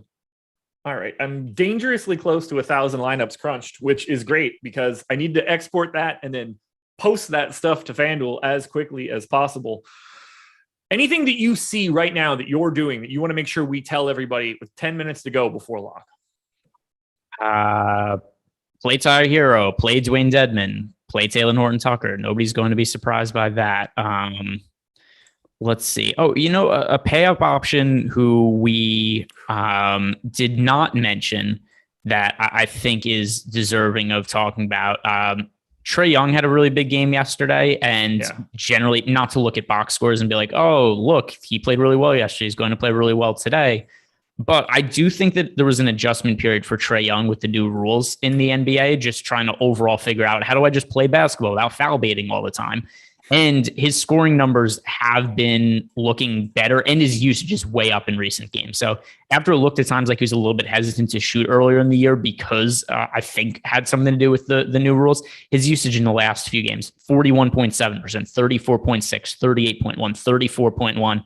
I buy into that he's going to be a higher usage guy again going forward when he wasn't at the start of the season. So Trae Young, who's not picking up that much ownership, he is 9,500 on DK. Over on FanDuel, Trae Young is 9,600, only picking up 8% ownership. I like being overweight to him on both sites.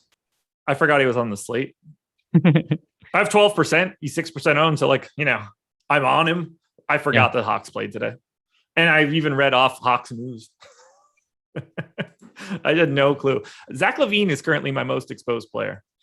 Wow. I don't mind that today. Yeah, I mean, still, his price hasn't moved that much since Vucevic has gotten ruled out, and he was super popular when Vooch first went down. So DK, for instance, Zach LaVine is 8,100. He was 8,000 when Vucevic first got ruled out, and everybody's rostering him then.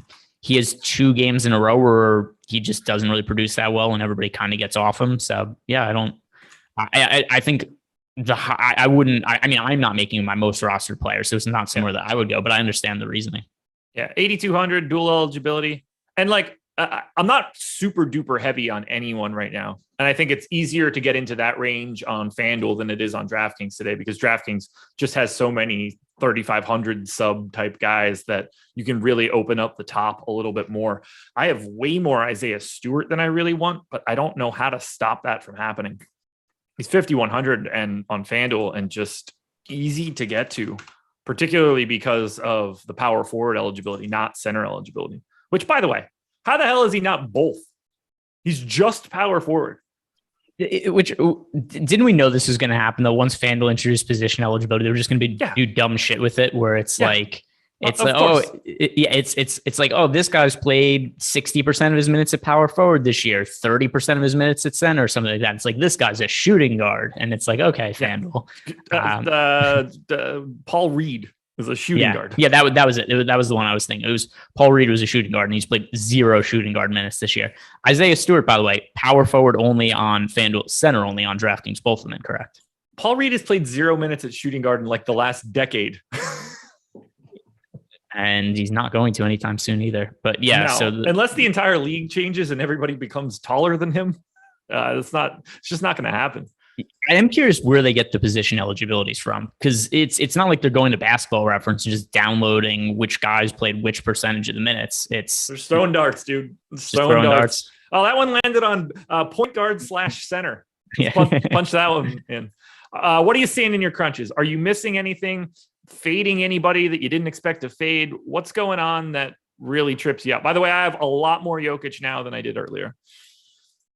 I am getting to a lot more of Jason Tatum than I expected.